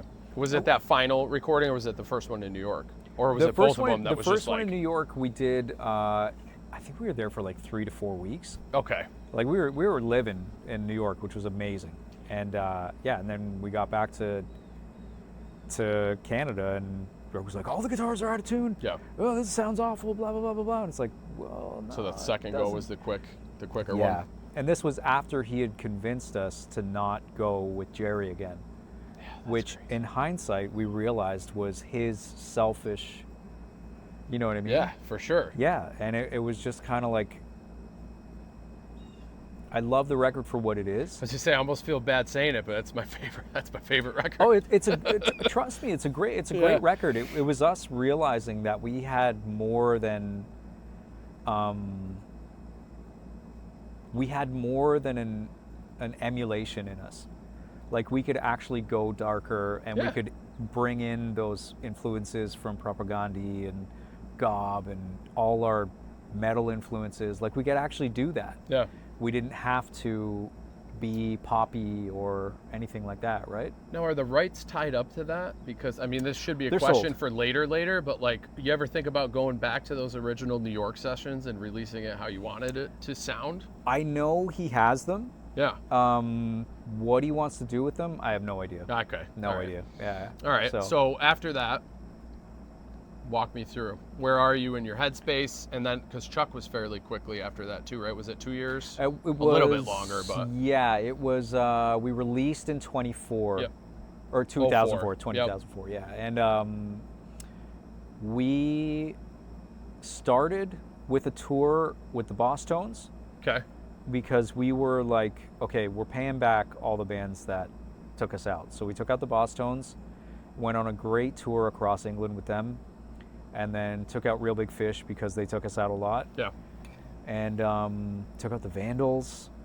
Like, it was a cool time. And we had this, at that point, we had 3 records worth of material to play. And we could go from a little more tongue-in-cheek half-hour power. Mm-hmm. So like when we were finding our footing in All Killer, so like what we considered our kind of like our defining sound record, where that was like the footprint of where we were going. Like we could do our version of heavy metal, we could do our version of punk rock, we could do our version of pop punk. Like that was when we were like, okay, we feel like a rock and roll band at this point that's free to do what we want. Awesome. Yeah. And so at that point, when did it start getting in your head? Like how did you start thinking about, I don't want to do this anymore? Chuck. Right. Because there was a point where Steve and Derek I remember we were in Portland, and I was about to meet the drummer from Helmet, who at the time I think might have been, the original drummer was gone. At that point I was meeting Tempesta. Mm-hmm. And I was like, holy shit, like this guy has drummed on so many of my favorite tunes. Okay. And I was just on this high. I was like, okay, I'm about to like shake hands with this guy. Yeah. And I remember them coming in and being like, oh man, we only sold 17 of 1,900 tickets. And they were bummed, like really, really bummed. And I was like, yeah, but we're like 1,700 tickets deep in fucking Seattle, dudes. Like, this is like the birthplace like of some of our favorite tunes. Yeah. 200 from a sellout? I shit you not, right? And that for me was a core memory of me being like, fuck, there's like some ungratefulness going on, and not having the wherewithal to realize my ego was getting out of whack. Gotcha. And I was ungrateful for some stuff, and some stuff had become like my expectations weren't meeting what I could deliver. Okay. Right? So as far as my playing, okay, my overall human decency. I've always been a mannerly human being, but my ego was just out of control. Okay. For what my standards of ego should be. right? So I was getting to a point where I was like, well, I don't know if this is super healthy, because at that point we had ended up going to the Congo. Yep. I remember that MTV documentary thing at that point. I didn't come back from the Congo all right. Like, was that because of what happened there and what you guys went through? Yeah, for absolutely, sure. absolutely. Okay. I mean, that was 24 to 36 hours. Okay? People go through that for years of their lives. Yeah. People go through it for months, come home, and then go back out. If you've seen death, like, you're never the same. You will never be the same. If you've accepted the fact that you're going to die, you will never be the same person after that. And so I walked away with a magnified version of imposter syndrome. Like, I didn't think I deserved the water that came out of my taps, right? So I just fell into depression. Okay. And had no idea. And my ego was so out of whack that I just didn't think that, I just thought it was everybody else, not me. No shit. Right? So, and at that point, Chuck is out at this point. Yeah. Greg and Derek they're just butting heads all the time. And it was just really, really frustrating. And I remember really getting a distaste for Greg. Okay. At that point, which we healed. Like, we ended up recording again together after. In between. But did you have more input on Chuck then? No. More input on the leads, just because it was a more metal record. Yep. And at that point, we weren't switching. We weren't doing like our guitars down each side. Derek would do the punk rock stuff. I would do the metal stuff. It's so crazy to hear you say that too, because I think universally everybody says that's your heaviest record. Yeah. But if you go back and listen, there's more ballads on that than any of the ones that came before it too. Absolutely. So it's just so metal up your ass that it overshadowed that. Yeah. You know what I'm saying? Yeah, so the heavy was heavy enough to stick with the people, to forget about, like, oh shit, there's actually more soft songs than there ever has been. It's kind of crazy. I know the contrast was like, it was very, very, yeah, it was very strong on that record. But yeah, and at that point, I imagine for Derek, lyrically, guy's losing his best friend. His best friend has turned into a fucking monster. Yeah. Right? Like, Greg, this guy we're supposed to trust, it's our brother, it's our fifth member. Like, his sheep's clothing is off, and he's this fucking Did you know that at the time, though? We figured it out. Kinda... It became apparent to us at that point that we were being manipulated. Greg was taking a lot of our royalties, taking a lot of our money, and it sucked. It was a really, really hard thing to swallow. So I was dealing with that with the band. It was exhausting. There's a quote in Derek's book that where he's like, I think Dave was tired, and he was like, I think he was right. I think we were all tired. Yeah. And we should have all taken a break. You're go at that point. Yeah. And then your excess. I don't know if you were as excessive as no, the other guys. No. I never got into to the cocaine, stuff like that. Never got into like the heavy drugs. But it was just like, when I would come home. Yeah. I felt like my wife and I were kind of growing apart at the time. I felt like my family was kind of falling apart. So without getting into too much detail, it was like things just weren't going well at home, and things weren't going well on the road. So it was just like, well, what do I pick? Did you even have time, though, to were you home long enough to even decompress or try to work on anything? Because it just seems like you're right back into the swing. You don't even have a second to deal with any of that shit. You know what I mean? No, that's why I think the only band that does it right is probably Tool. Yeah. Taking like 20 years between each record. It's like, they're the only ones that do it right. Like, you need that time, because there is a heavy adjustment period and this is the dark side of it, right? Like you're out on stage, and you are just getting this gratification. Always. When you get home and that doesn't exist, for me personally, I would get depressed. Like a week and a half home, that's when the depression kicks in, Oh, yeah. right? Then all of a sudden, this was in the last stint of Sum 41, by the way. I realized all this. By maybe 4 days, if you're 4 days out from a tour, my anxiety is high. I'm a different person. I'm like, fuck, I'm now adjusted to being with my family, Yeah. not having that crazy dopamine hit between the hours of 8 and 10. You know what I mean? Like I'm adjusted. I'm home. Now all of a sudden, oh fuck, I got to go back out and do this thing. But what's wrong with me? Like I love this thing, and I'm going to see my friends, and I see my touring family. Then, like clockwork, maybe, I don't know, 6-7 days into tour, I would just be sitting there. I would hang up the phone with Kendra, my now partner, Mm-hmm. and I would just kind of be like, fuck, like it's really hard having this new love at home and thinking of having it go the same way that my last relationship went. Right. And it was really, really tough to deal with that.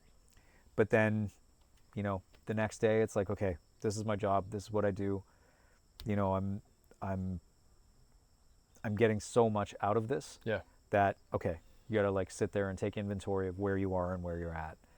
But those were real things that were happening, and I think I noticed them on the second stint of Sum 41, but I was going through them on the first one. Just didn't have the wherewithal to didn't have grasp the what was ability to actually question going on. myself, and yeah, Right. because we didn't have an environment between the four of us where maybe we did, but I didn't feel like I could go and be like, guys, like I'm having a really hard time here. Like Yeah. I didn't think that, because that we were so make fun of everything, joke around Yeah. that Boys would be boys. You can't show that emotion. I gotcha. exactly.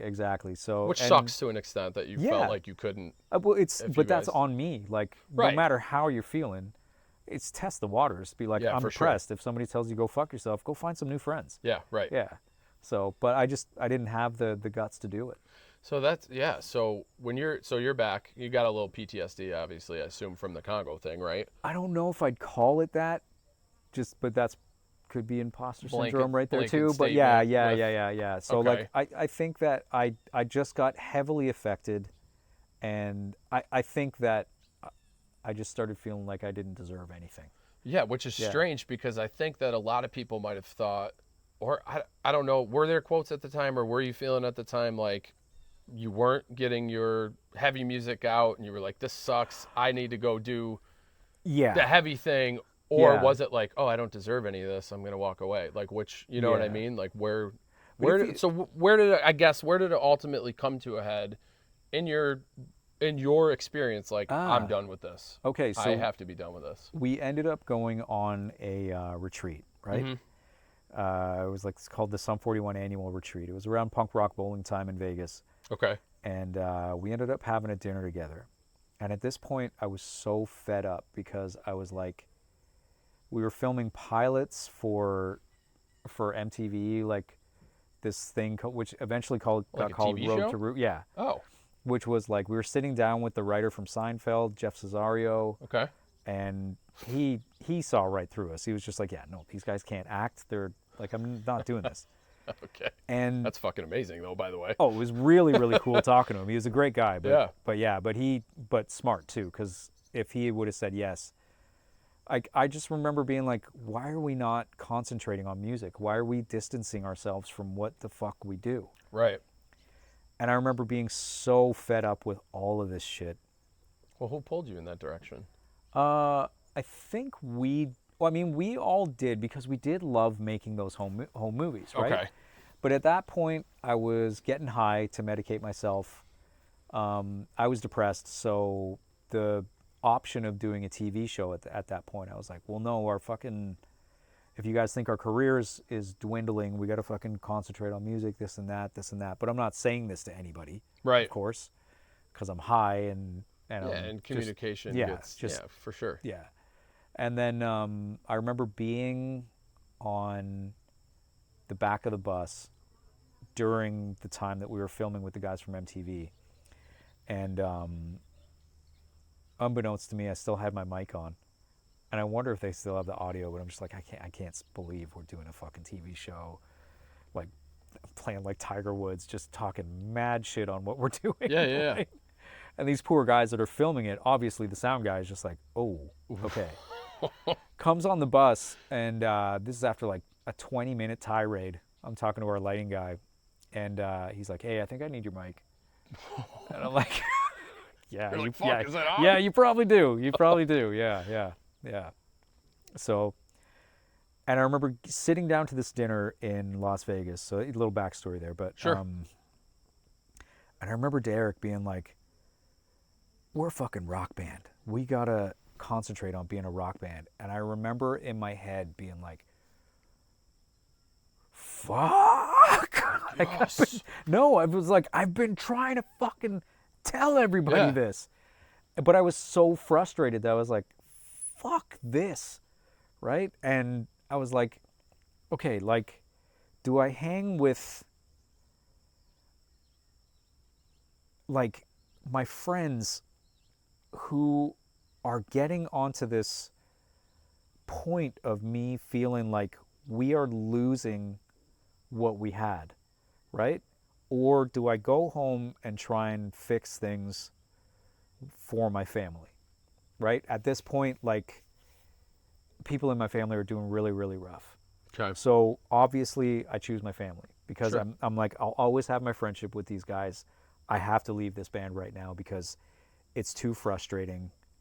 And, you know, at that point, the president had switched at Island Def Jam 2. So I was weighing out my options. And I remember we met with Antonio Reed, who I believe had just come in from Arista. And I remember meeting with him and being like, this guy fucking sucks. Yeah, like he doesn't get He this. does not get this band. Like, he's probably great at you know, like, whatever he was doing at Arista. Mm-hmm. But one of the reasons we didn't sign with Arista is because the guys you sent out were fucking lame. Yeah. Right? So this is not a match. So that was one of the deciding factors where I was like, okay, it's family. Like, I have to go to my family. So, yeah. But things were so rough with my family at that point that if I had told the truth about what was going on with them, their lives would have been blown up. Gotcha. Like, it was a point where Canadian media was very it was a mixture of British and American media. So American being like, oh, this happened to this person, this happened to this person, you know. And the last thing I wanted in my weed-fueled paranoia was people being like, oh, Brownsound's family's so fucked up, blah, blah, blah, blah, blah, reality show, this, that, right? Because I just knew that the people that were going through what they're going through in my family, that would have been awful. Yeah. And the anti-cure for what we needed to do as a family. Right on. Yeah, man. So obviously in the press you go, oh, musical differences. Right. Yeah. Of course. How do you break it to the guys, though? Are you honest with them? Eventually. But not right away. Eventually, yeah. Because it was the same thing. Like, I didn't feel like I could tell them, like, hey, man, like, this crazy shit is going on at home. And so I just kind of said, like, hey, man, I need a break. Like, I need to step away from the band. Yeah. And I remember having the phone call with Derek. I remember him being like, man, just make sure you know what you're doing. He's like, you know, like, I respect it. So, yeah. And at that point, I was like, okay, it's over for me in Sum 41. Last show was a performance with Iggy Pop at the Latin MTV Music Awards. Okay. Yeah. And I remember one of the things was my grandma was dying. And I remember Iggy coming out and being like, hey, I heard that your grandma's in the hospital. He's like, she okay? I'm like, nah, man, I don't think I think this is it. And then he just put his hand on my shoulder and he said, like, I'm really, really thankful that you came out and did this. And it meant a lot. Yeah, of course. And it was at that point where I was just kind of like, yeah, I have to stop this. I don't think I'm stable enough to be like, I went in my room and I just bawled my eyes out, right? Because it was like everything going on at home. I was like, okay, this is the shit that's affecting me the most. Yeah, like I gotta go home. Yeah, for sure. Yeah, and then after that performance, I had the conversation with Derek, talked to Rob Stevenson, and talked to Paul Pontius. No, Paul Pontius called my mom, being like, hey, you got to get him back in the band. But yeah, wasn't budging, ready to go. Yeah. But then needed to do music. Right. So one of the things to help my family was I was like, okay, I'm going to go back and play music with my cousin Vaughn. Okay. Because he was going through a rough patch at that point too. And I knew that the two of us together, we could lift each other kind of out of a funk that we were both in. Okay. Now, is that Brown Brigade? That's Brown Brigade, yeah. So that's where that comes from? Yeah, totally. Awesome. Yeah. Now, did you have to, was there a long period in between that? Or no, was that pretty immediate when you got home? And No, I had all the demos. But Greg was like, yeah, we should use those demos for Sum 41 stuff, this and that. And at this point, I was kind of like, no. Yeah, right. Like, you're just going to take all the money. Like, I don't want to give you anything. Yeah, like, fuck you, man. Yeah, it was sure. How is this work? How is this working in your eyes? Like, we're all like living in apartments. You've got a mansion. Yeah, like that's not fucked. all treble charger money, motherfucker. Like, right. Yeah. So what kind of level was that for you? Was that making money, kind of touring? Were you just kind of sticking local? Oh, yeah. Still around helping the family? Like, how far did that go? I never ended up. We went on a tour with Pennywise and Circle Jerks, which was awesome. Okay. It was great, especially for the guys because they worked so hard in that band, Brown Brigade. We practiced all the time, and even though the songs weren't the best, the belief and the musicianship was there. Like I was the worst musician in the band. Yeah. Right? And like we had this drummer named John Owens, still drummer, does studio stuff. He's incredible. We had MC from Mississauga called Cess Rock. Incredible MC. Well, you were on vocals too, right? Yeah. But I hated singing. Yeah. But it was like our A&R at the time was like, we got to get this record out. And I was like, I don't really want to sing. And everybody's like, you can sing. Right. So I was like, okay. So and then went in half-assed, and then that's what happened on the record. I mean, whatever, man. It's pretty dope. So in my preparation for the, I checked it out. Yeah, it's like metal meets rap meets, and I can hear the reggae too. So it's funny because as you were talking about your, growing up with the reggae rock, I was like, oh, I hear where kind of that Brown Brigade's coming from now. Yeah. It's pretty cool. So that was all the influences for that, and we wanted to build. One of the funny things too was like, we wanted to build a website where everything was on there. All the music, because at that point MP3s existed. Yeah. Right. Oh, yeah. So we were kind of like, well, why don't we make this thing where it's like, we use this thing called PayPal, and people can like buy records, you know what I mean, and like they'll have a download of the record, this and that. And I remember I met with a lady named Sid McCain, who at that point, she wasn't with Lookout. It was, I forget which record company she was with, but I remember running this idea by her, like, like it's all online, like you click on this, it's all visual, it's all audio visual, it's like different parts of the website lead you to this, you click on this song, it's multimedia for this, and she's like, that's never gonna fly. She's like, you're gonna ask people to pay monthly, have access to your music, and all this multimedia, people will always want a physical copy of something. Yeah. This will never work. Yeah. kind of a mind fuck saying that right now, isn't and it? yeah. And I'm not saying I'm the first person that came up with streaming. Yeah. You know what I mean? Because anybody who smokes pot and is like, hey man, wouldn't it be cool if I could just click on the wall and It's like all in the all my cloud, music's dude. there? You know what I mean, Yeah. dude? Yeah. So, but it was essentially, that's completely how I came off Yeah. to this lady who was like, Yeah, she's probably like, what are she's you running fucking high right yeah, now, bro? exactly. She's running like a reputable record company, and she's like, no, like you're taking the records out of record company. Yeah. I'm not doing that. So that's where I'm going to circle back a little bit. Where is that between you're leaving Sum 41, you've got Brown Brigade started up. Yeah. Did you always have an A&R interested? Was it part of the same teams that you were Yeah. working with Sum 41? So we released it with Aquarius, Okay. and the A&R was Mike Renault, Parkside Mike, a good friend of mine, and we've just become really, really close over the years in Sum 41. Gotcha. So this was just like, hey, I'm done. I want to do Yeah. this. Okay, done. Well, no, he actually put it out. He's like, I know you have a bunch of demos. He's like, would you be interested in recording them? Yeah.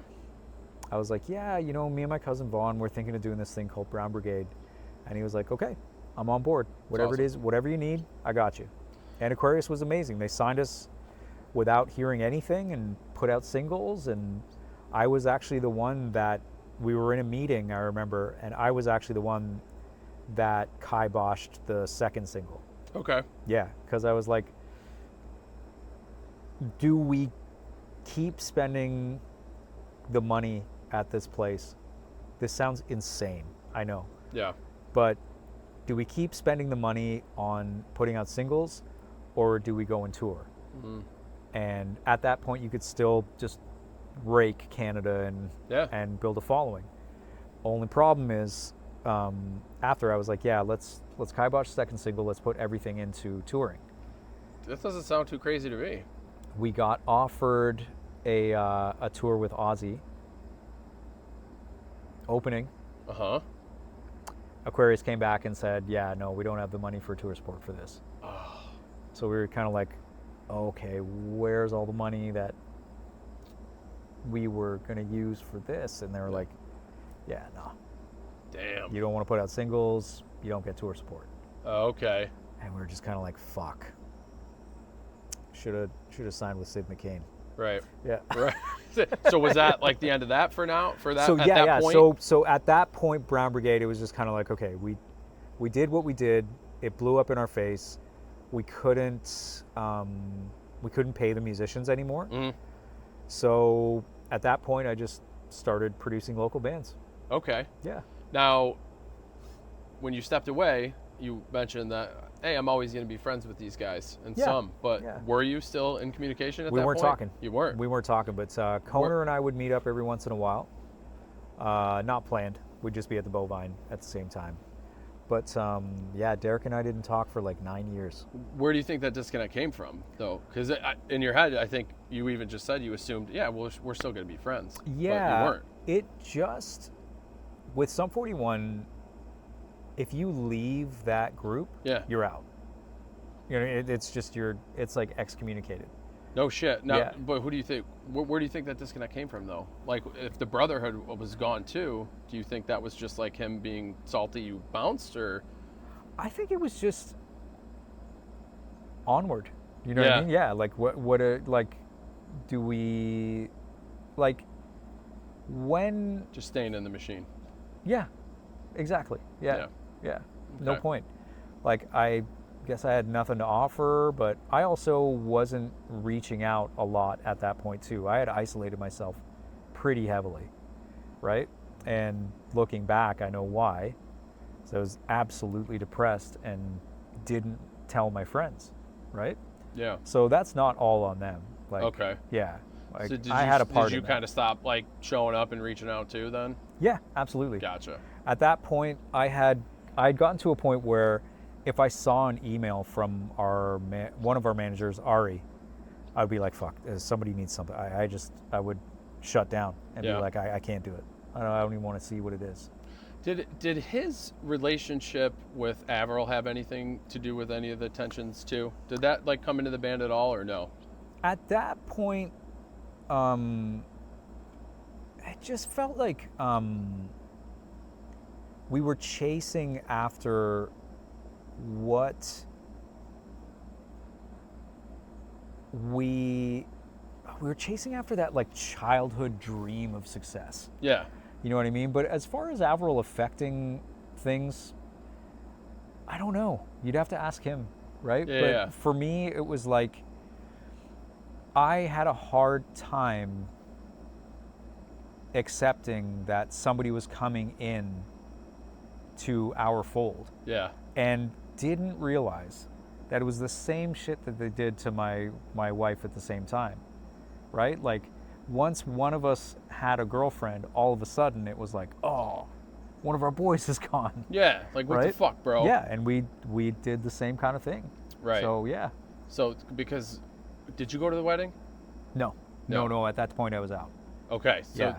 that was, you were out of the band though, right? Yeah, I was out of the band. Okay, Yeah. so you didn't even, you were just like, eh. Oh, I didn't even get an invite. Oh, gotcha. Yeah. Okay. Yeah. Gotcha. Yeah.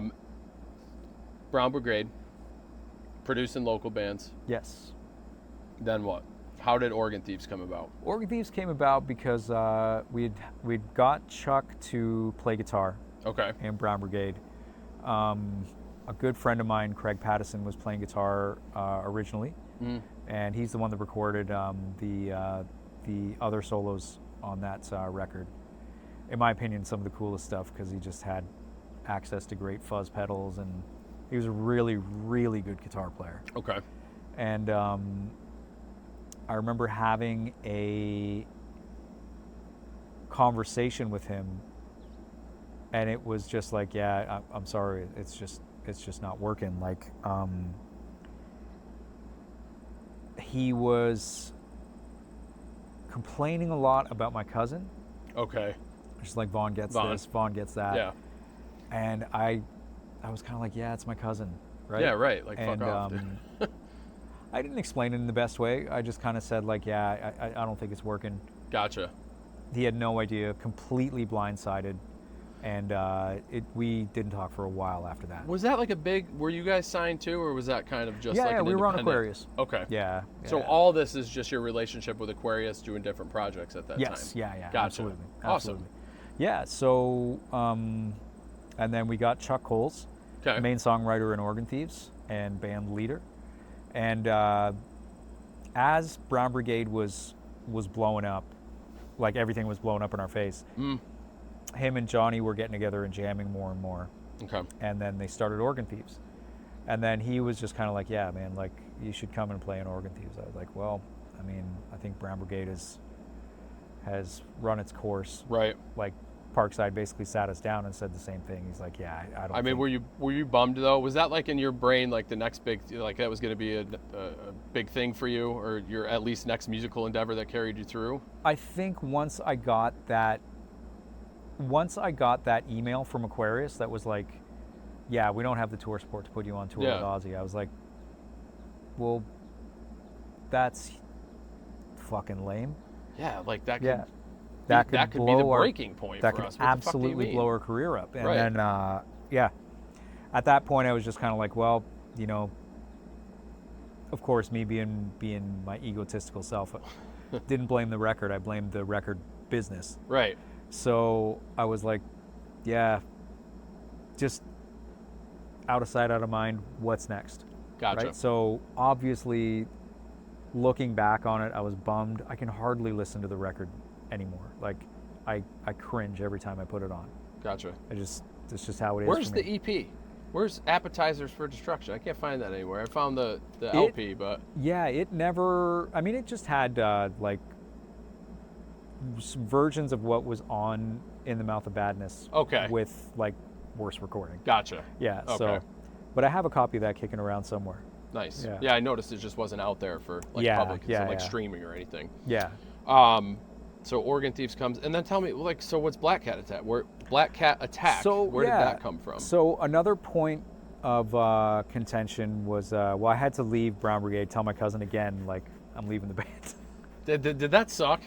Dude. Like, cause you're finally like back in a band with your cousin. Did it feel like a full circle? Like, this is where I'm supposed to be? What we accomplished with that band, and the thing that I'm most proud of, is that Vaughn and I both got out of our rough phase. Yeah. Like he really pulled me out of a deep and dark phase of my life. And maybe So, that's all that was meant to do. That's what I mean, There you right? go. Yeah, like Yep. yeah, so hindsight, it's Right. always good, right? So even though I can't listen to the record, I still have fond memories of Right. being with my cousin and forming a bond that brought us closer than we've ever been. That's awesome. Yeah, so so then I tell my cousin I'm not in the band anymore. Uh-huh. And I join up with Organ Thieves. Yep. And we get involved with Greg again. So at this point, we are dealing with Greg because at that point, I'd been signed to Aquarius, did a record, and probably considered Poison in the record industry at that point, right? Can't write a song, blah blah blah, riding the wave, crashing ashore from Sum 41. We end up working with Greg. He pulls down a Factor grant. We do a record together, somewhere between Free Men and Slaves, and it was the bond between the band was just so good. We had Theo come and play drums, Mike's on bass, and me and Chuck are on guitar. And we recorded it in Burlington at B-Town Sound. And I just remember as we were recording that record, we had Theo out in the main floor. Mike was in the studio with Greg and Justin. And Chuck and I were basically locked in a room with our guitars. Gotcha. So we could get the proper feedback. Like, in order to record that stuff, you need to be right by an amp, right? Because that's part of your amp is your instrument in that band as well. And it was just such a blast recording that record. But there was the constant, like, I would just see Greg and be like, I wonder if this guy's going to pull the same shit or if he's learned his lesson. Because when we chatted, I fell for it again. Yeah. Right? And he was out of Sum 41. Yeah. We had fired him before the end of the Chuck cycle. Yeah, okay. Yeah. And yeah, my naivety kicked in. Yep. And, he fooled me twice. Well, plus I'm sure at this point you're itching for that kind of success again, maybe. Whatever I can do. Yeah, absolutely. You know what I mean? Absolutely. Yeah. Trying to grasp at whatever I can get. Yep. And so he's there, gets us a Factor grant. A lot of that Factor grant went up noses. Yeah. And Uh-huh. And we did a record. Got helped out a little bit by the agency. But again, it was a thing where nobody really believed in us. Right. Until we met a guy named Matt Smallwood. Okay. Incredible dude. And to this day, like, he will like reach out, say happy birthday. Oh, that's awesome. When we see each other at industry stuff, it's always a hug. Cool. You know what I mean? We met a guy named Brian Columbus who ended up being a very, very big part of the last years of Sum 41. Which was, like, I can't even thank that guy enough. But our relationship started by going to shows in Burlington together. And he also worked at Maple, where Matt Smallwood got us signed. Mm-hmm. Now, the second Organ Thieves record was done at Little Eden with Pete Steinkoff of the Bouncing Souls. Okay. And it was another incredible experience, man. Like, we got to meet the community down in Asbury Park. I remember we saw Filmage together, like the Descendants documentary. Yeah. We tracked in a brand new studio, Lake House Studios. And it was just this amazing new room. Like, we have Brian from the Souls come and do like gang vocals with us. That's and cool. Just like tons of local musicians, artists. And it was just such a cool time. And Pete was that gateway. And to this day, like, when I'm back in Asbury Park, it's not complete if I don't at least Swing get a by. coffee with Pete. Yeah. Yeah, because that guy is just, although we don't talk all the time, I don't know, maybe I'll clip it and I'll send it to him and be like, now you know how important you are to me.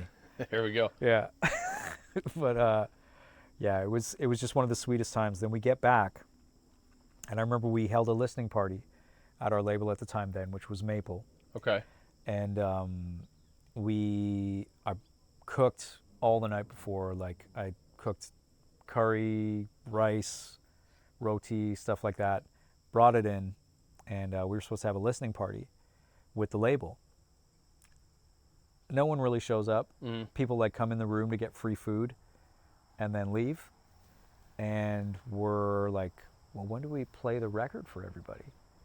And Brian Columbus came in and he's like, yeah, you know, this record's probably going to get shelved because we've switched to like synth pop.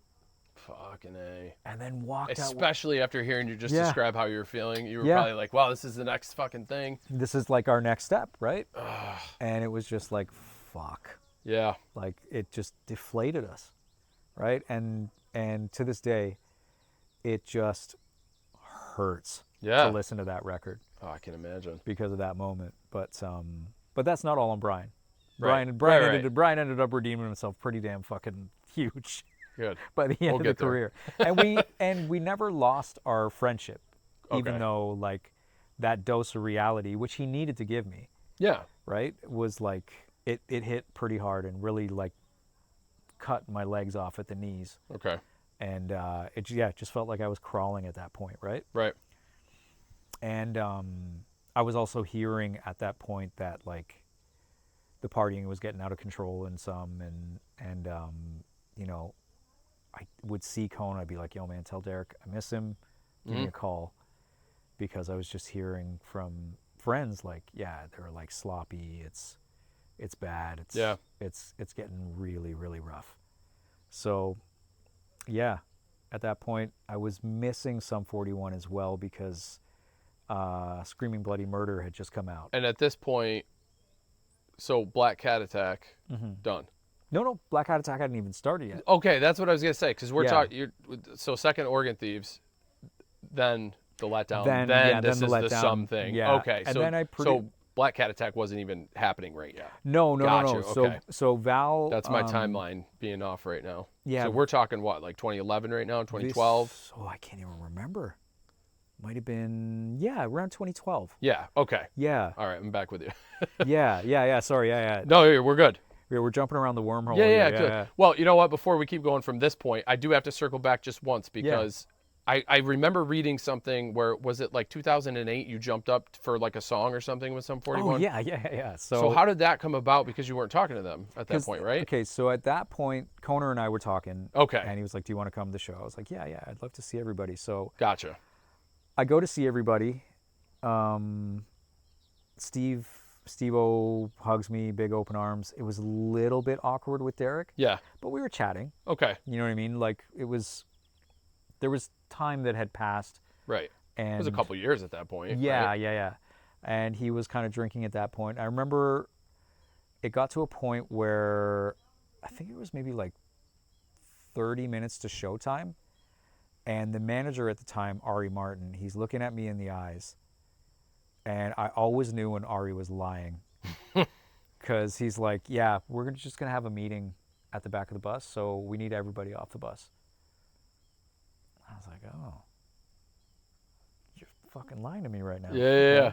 All right. I know you, Ari. Yeah, and then, of course, Dave's ego, it comes back. And the whole time I'm watching the show, I'm like, this is okay. Like, this is pretty good. Yeah. Like, Tom is phenomenal. I've always been a massive fan of Tom's guitar playing and just the man, the individual. Yeah. And I'm sitting there with Theo, and we're at what used to be it might have been the Underground? I forget what it was called at that point. But I remember, like, there was a swelling of, like, man, it's just, this is different, right? Mm-hmm. And I remember being so in my own head that I was like, these guys aren't even going to ask me to play a song. like this and that, like this. I'd like, feel like that too, though. right? No, Like for sure. yeah, but also like it's their show, I get right? it. Like they No, I get know. they Yeah. get to Uh-huh. yeah. So I'm like, Theo. I lean over to Theo, right? I'm like, we should go to the guitar tech during Pain for Pleasure and get guitars and run out on stage. It's going to be awesome. Oh, fuck yeah. Right? And Theo's like, yeah, we totally should. Right? Because Theo's looking at me too, and he's like, Tom's doing all the moves that he does, like all the dances and stuff like that he does at the Gob show. Mm. He's like, we were both feeling a little bit like, oh, man, we were a little bit bummed. So we get to the bottom of the stairs that lead up to the stage, and I remember seeing the guitar tech. Guitar tech's like, "Hey, what's up?" Gives me a 5, and I'm like, "Yeah, man, yeah." So for Pain for Pleasure, me and Theo need a guitar, right? I look back, Theo's fucking gone. Oh no, he's pussed out. fully, he just left, right? So I'm like, "Oh fuck." So he passes me the guitar. He's like, "Do you need it turned on?" I'm like, "No, it doesn't. It doesn't have to be on." They said somebody will play it, right? So the intro comes on, right? Nobody knows. Everybody's on the other side of the stage because nobody comes to stage left to get. It's always over on that side, right? On stage right. So I got my guitar. Intro goes, and then all of a sudden, as soon as the bat, I run out on stage, and it's just like I'm sure it's fucking madness. The crowd erupts, right? Because it's like, oh my god, it's everybody. It's all 5 of the members of Sum 41. Yeah. Right? And then I just remember Steve-O looking at me like, you motherfucker. Right? So everybody was just, like we were all smiling at each other and stuff like that. But then didn't hear from anybody for a long time. Yeah. Again, because, that's not cool. You're not supposed to do that, right? Yeah, but dude, that's legendary. But yeah. So I'm sure now it's like everybody so laughs about it, but I was an uninvited guest at a Sum 41 show. Okay. Yeah. All right. Yeah. I'm glad we got there. All right. Yeah. Bam. Now we can go. Yeah. Now we can go back. Yeah. Yeah, we jumped around a little bit. It's fine. So now you're missing Sum 41. Oregon Thieves. Yeah. Moved on to the pop synth with the label. And I started recording bands again, and at this point, Black Cat Attack was already a band. Gotcha. And the bass player singer Brian Miner is one of my best friends. Okay. Like to this day, he had this band Black Cat Attack. I recorded his other band Caution Inc., and we did this great it was just, let me capture your sound. Let's not try to spice it up. Let's not try to make this into the dookie. Let's capture your raw emotion. And it was it was a great record. Yeah, great. They were a great band. And so I had a great time recording them. I was like, Brian's back. We'll do it again. Yeah. Had such a good time recording Black Hat Attack and hanging with Val and hanging with Ari and an old school friend of mine named Darcy Fletcher would be there all the time with them, that I was just kind of like, this band is great, but they need another guitar player. Yeah. So we just started talking about it because they would be at parties at my house and we would just chat bands, and I was like, their vision is great. You know what I mean? Like, they also were feeling like, why should we have to be subject to the industry when we can create our own? Right. And that's so this was all just like an organic. Absolutely. That's great. And then that's what we did. Yeah. We ended up doing 2 records together. Yep. Demos for the third exist, and they're pretty rad. But but we had this approach, which was just like, we wanted to be the Vandals and Misfits put together. Okay. So that's what we did.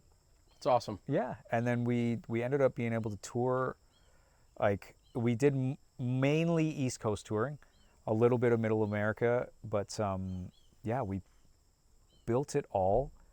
Val handled all the booking. You know what I mean? I did all the recording, Brian did most of the posting. Yeah. Like, it was just like, it was awesome because we built something and got to take it to the States by ourselves. Yeah, I was going to say, on your own terms, it sounds like. Exactly. Yeah. And we had so much help from bands like The Independents, bands like Children of October. Myra and the Evil Streaks would have us come out to Boston and stuff like that. And, you know, eventually a band called Darrow Chemical Company helped us out with some shows in New York. And it was like, thanks to this community, they had us come and play their shows. And we didn't, it was like something I'd never witnessed before. Yeah. It was like living that dream of like, oh, fuck, that's how they built SST? Oh my God, blah, blah, blah. Like, this is crazy. And yeah, we didn't make much money, but we made it, you know, thousands of kilometers away from our homes. Did you ever have to, at this time, in between the sums? Yeah. No pun intended. Yeah. Did you have to work a day job?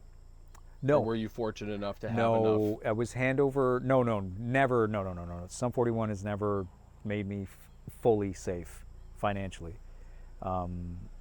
The recordings were all I had, right? So I would dig into the coffers, but I would have like money to get by from doing recordings with local bands. Okay, so that got you by in between being in and out of Sum 41. Enough. That's yeah, what I was yeah, asking. yeah. Okay. But I definitely wasn't able to, like, I was in a low tax bracket. Gotcha. For sure. Yeah.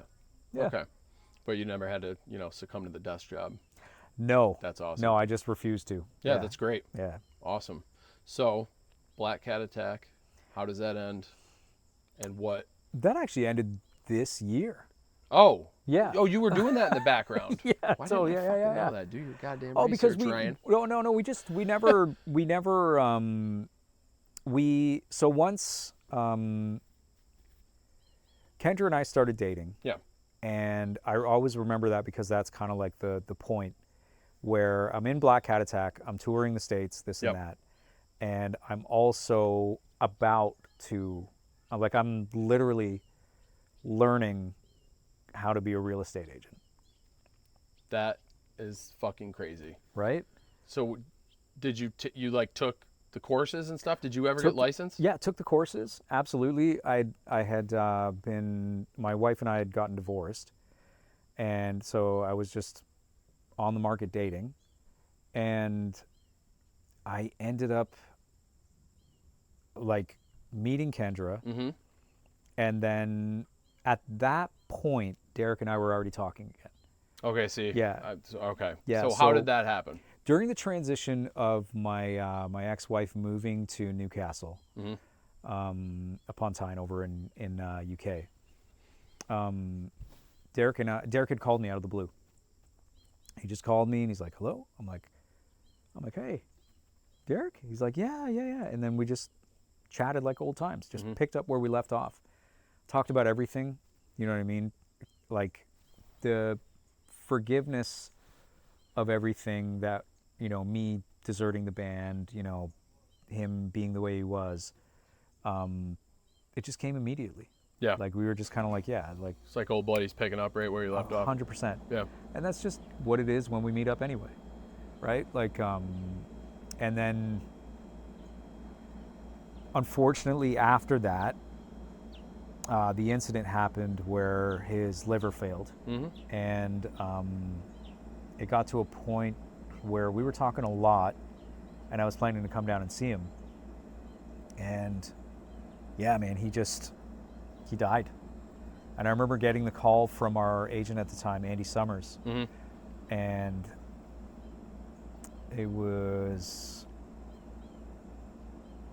it just felt like I'd been robbed.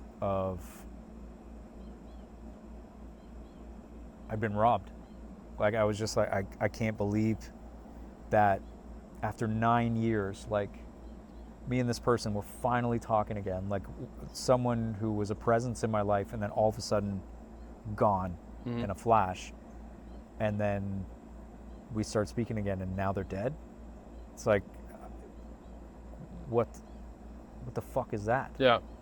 So I remember reaching out to his wife and being like, listen, I'm so sorry, like, whatever I can do, just let me know. And then I found out that he was in critical condition and he was going to make it. And I just got a message from him. He's like, not now. He's like, I need some time, but when I'm ready, please come and see me. Yeah. So I did. And then that was that going down to LA and hanging with the two of them.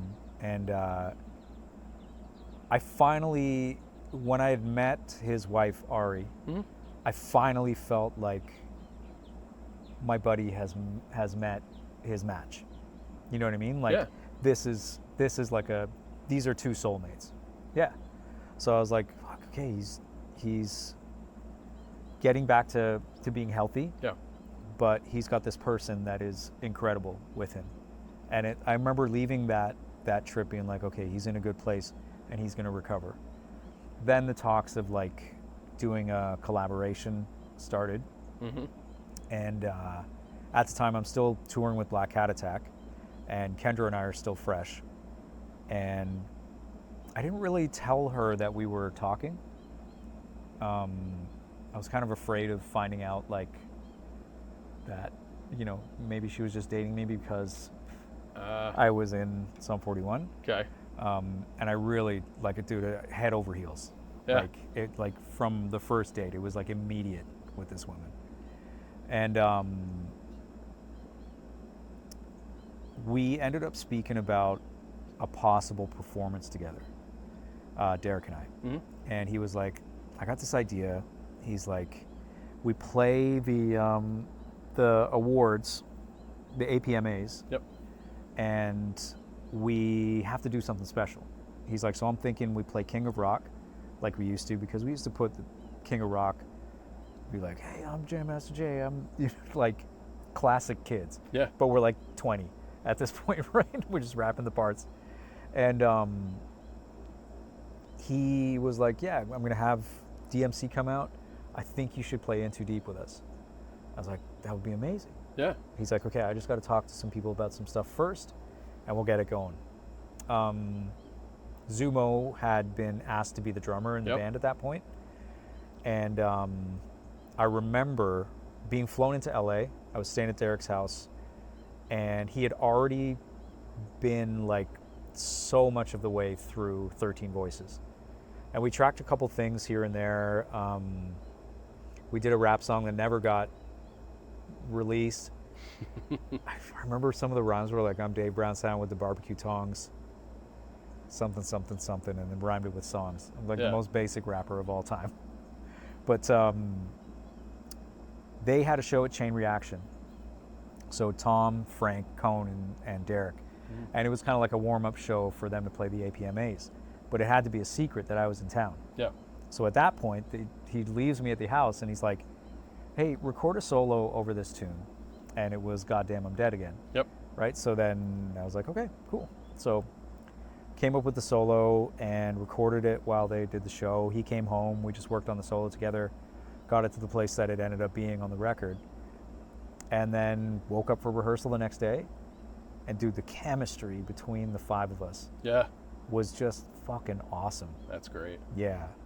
And, you know, saw an old friend in Dan Moyse, who was the lady's choice. Yeah, buddy, one of our techs, like from the longest time. And yeah, man. Just a beautiful human being, and it was just so good to see him again. And we just jammed and played songs, and, you know, went further than just In Too Deep, like worked out the arrangement, and then we ended up doing the APMAs. I remember I was on tour with Black Cat Attack. I had to fly from there to Cleveland to go do the show. I flew Kendra in, and it was like her first award show ever, so she was just kind of like, holy shit, that's Rob Zombie. Holy shit, that's, what the fuck? Oh my God, Panic at the Disco's doing Bohemian Rhapsody? Right. What's happening here, right? So she's like, that's fucking DMC. Yeah. right? So I'm looking like a pure stud. Of course. There you go. You're like real right? estate. Yeah. What? Huh? Yeah, I'm not selling homes anymore. I only, I acted so shocked by that because just recently in between gigs last year, I got my real estate license. Dude. Extremely slow start and haven't done anything with it, but that's why I was like, holy shit, that's crazy. It was a perfect option for touring in Black Hat Attack and like having something to pay the bills and then doing this passion project, right? And so you're at the APs. Yeah, so I leave tour with BCA and then I'm in Cleveland with Kendra. Yep. And it's the night before the show and I'm just kind of like I can't believe this is pretty crazy. Yeah. It's like, how do you feel? I'm like, I don't know how to feel. Yeah. Like, this is wild. We show up the next day, do the dry rehearsal, dry run, like literally watch DMC walk out on stage, kill it in rehearsal like he's on stage. Yeah. Like, it's just the voice, the mic. There's just some musicians where it's like, you hear it, you see it, and you're like, that's Elton John. Yeah, you know what I mean? So it was a moment DMC. Like that with DMC. It was like, I can't believe this. So, and where are you at mentally, like right there at that moment? All this shit has happened, and now you're just right there back in the fold all of a sudden. Like, what are you thinking? What I was thinking, I was like, holy fuck. I'm way fatter than I was last time I was in Sum 41. I hope I don't fuck up. That is exactly what was going through my mind at that point, dude. And so we play the show. Yeah. We get there, and it's time. I have to hide behind the amps. Nobody backstage knows who I am because Sum 41, we've been gone for like 5 years, right? I have my guitar. I'm hiding behind the amps, and I'm just like so grateful, elated, and just filled with adrenaline. And they launch into Deep, and I come out for the the break before the solo, and I remember walking out and just seeing all the people in this arena, in the seats and the stands, just empty onto the floor, right? Kendra runs up to the front, and she tells the story better than I do, but she like, I'm playing the solo, not well, by the way. I'm not playing it well. It's not good. But she leans over to the person beside her, and she's like, "Oh my God, that's my boyfriend up there, right?" And the lady's like, "Yeah, me too." Yeah. Right? Like, yeah, all right. Yeah, okay. So the performance goes, DMC comes out, and I'm just like, I just watched all the stands empty out into the crowd, and I am like, this is crazy. Yeah. This is absolutely nuts. I fly home the next day, and I'm with Kendra before I fly back out for the BCA tour. And I'm like, I can't believe this. So I do an Instagram post where I'm like, yeah, I'm back. Yeah. I'm back. This is happening. And I get a call from Chris Neri, the manager of Sum 41. Oh, yeah. He's like, take that down. Like, take that down. You're not back yet. Right? Not to public knowledge. Not to public, no, yeah. So, I can almost hear his tone and everything. Oh, yeah. So Derek gives me a call. He's like, yeah, don't post anything. Yeah. He's like, I think there's a way better way to do this. He's like, I think we can do it bigger. It's going to be... Yeah. He's like, yeah, just save it and there's a cooler way to do this. Yeah. And I was like, okay, cool. All right.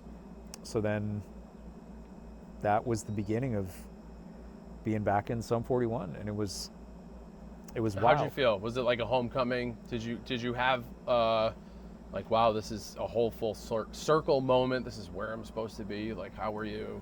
How did that gel with you? The chemistry immediately was there. Yeah. Like, it was just, I knew Tom from touring with Gob. Yep. Frank I had met at Derek's wedding to Ari. Okay. And knew from meeting him that I was like, this is a beautiful human being. Like, yeah, like I met him and Lauren, and I was just like, okay, this is like, everything is right again in this band. And yeah, we all had that hunger that I remember, and a lot of bands have on their first like 1 or 2 records. Yeah. Like that's where you usually get a lot of the best material from bands. Okay. Is, you know, their first and second efforts. And so it was almost like a new beginning in that sense. Absolutely. Because you got in at the tail end of 13 Voices there. And then what came after that? Order and Decline, right? Yeah, Did you Order and Decline. Did you guys immediately start?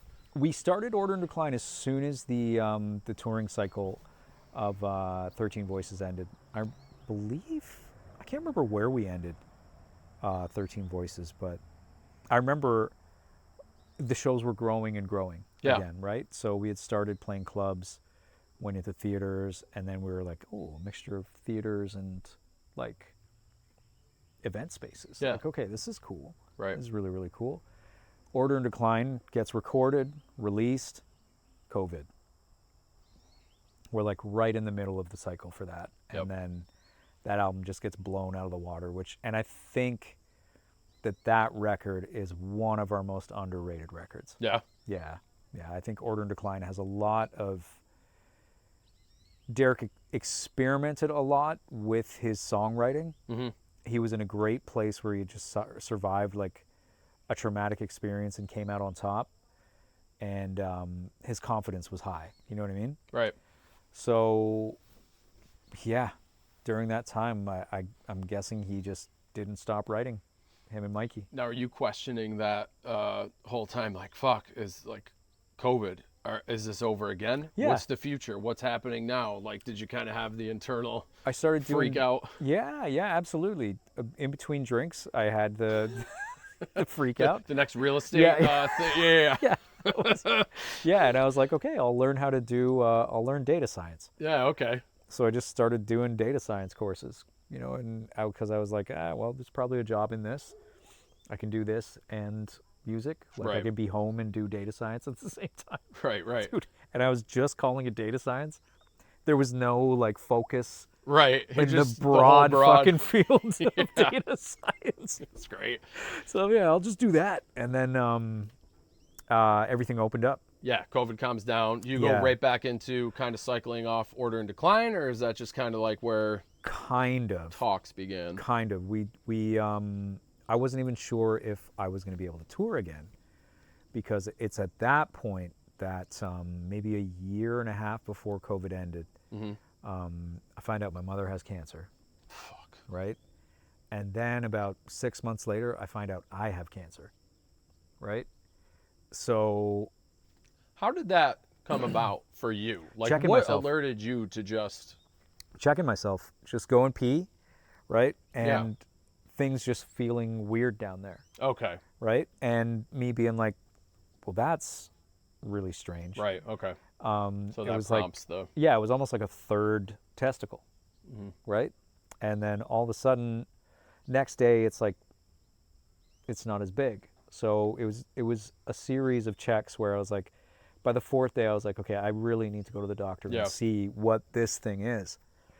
I go to the doctor, and she checks it, and she is like, okay, I think that this warrants further testing. Yeah. So we do the further testing. I get an ultrasound, and it's at that point I am referred to Dr. Aaron Mather. Okay. And Dr. Mather, like within 20 seconds, is like, yeah, you have testicular cancer. Yeah. Like, he's like, but I want to tell you this right now. He's like,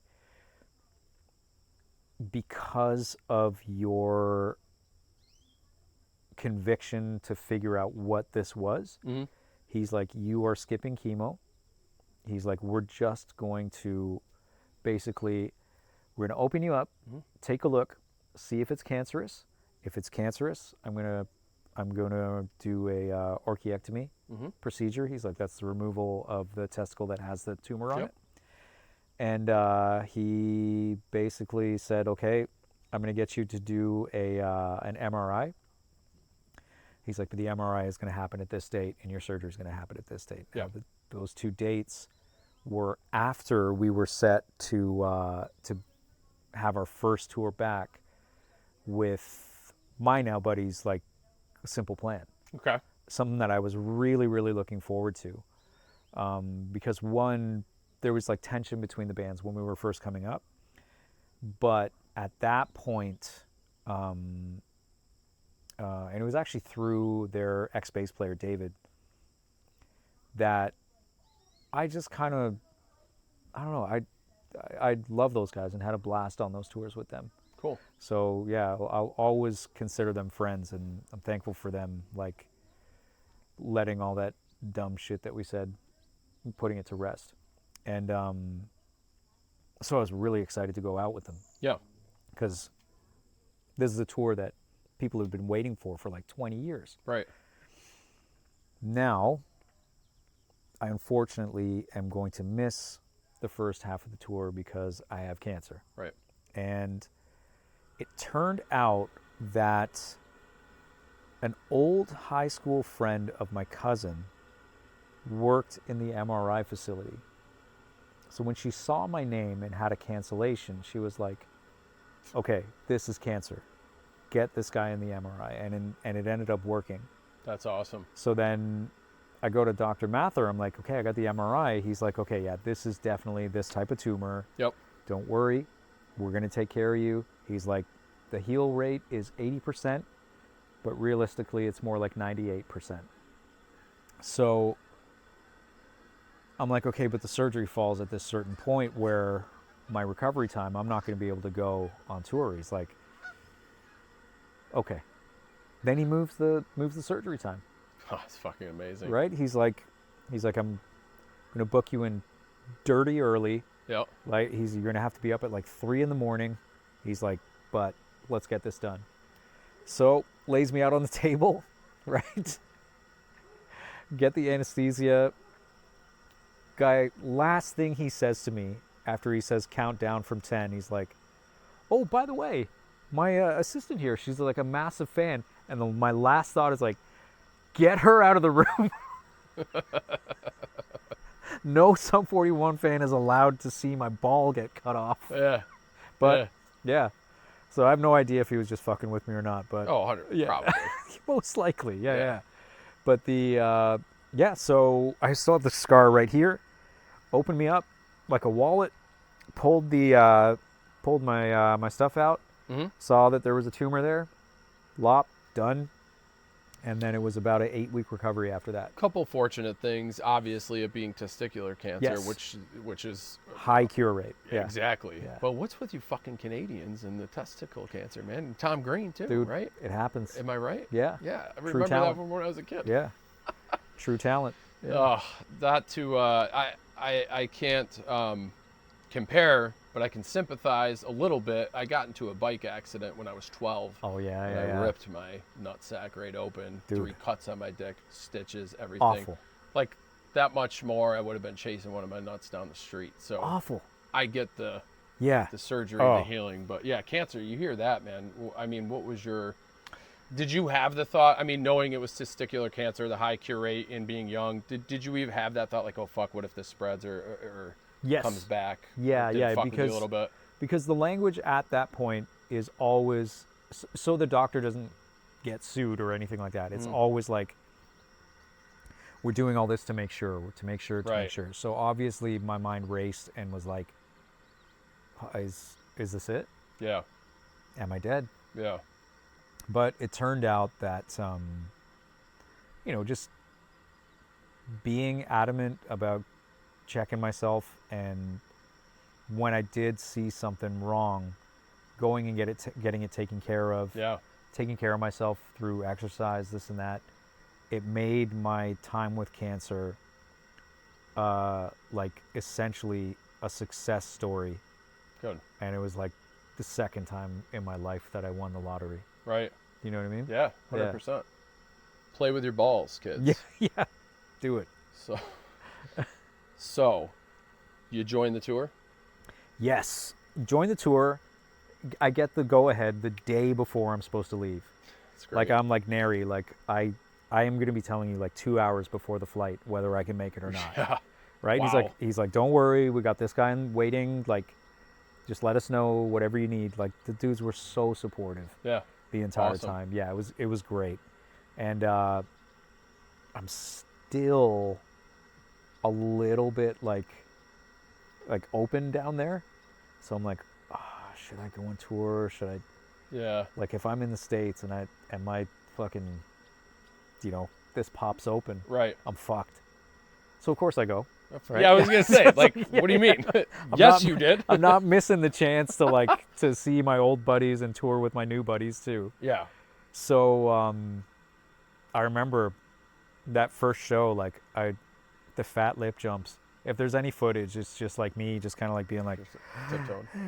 yeah, just barely Were you getting off my playing the tiptoes. lead part at this point? Yeah, instead yeah. of just the open. Okay. Yeah. I remember that when you guys first came out. Totally, yeah.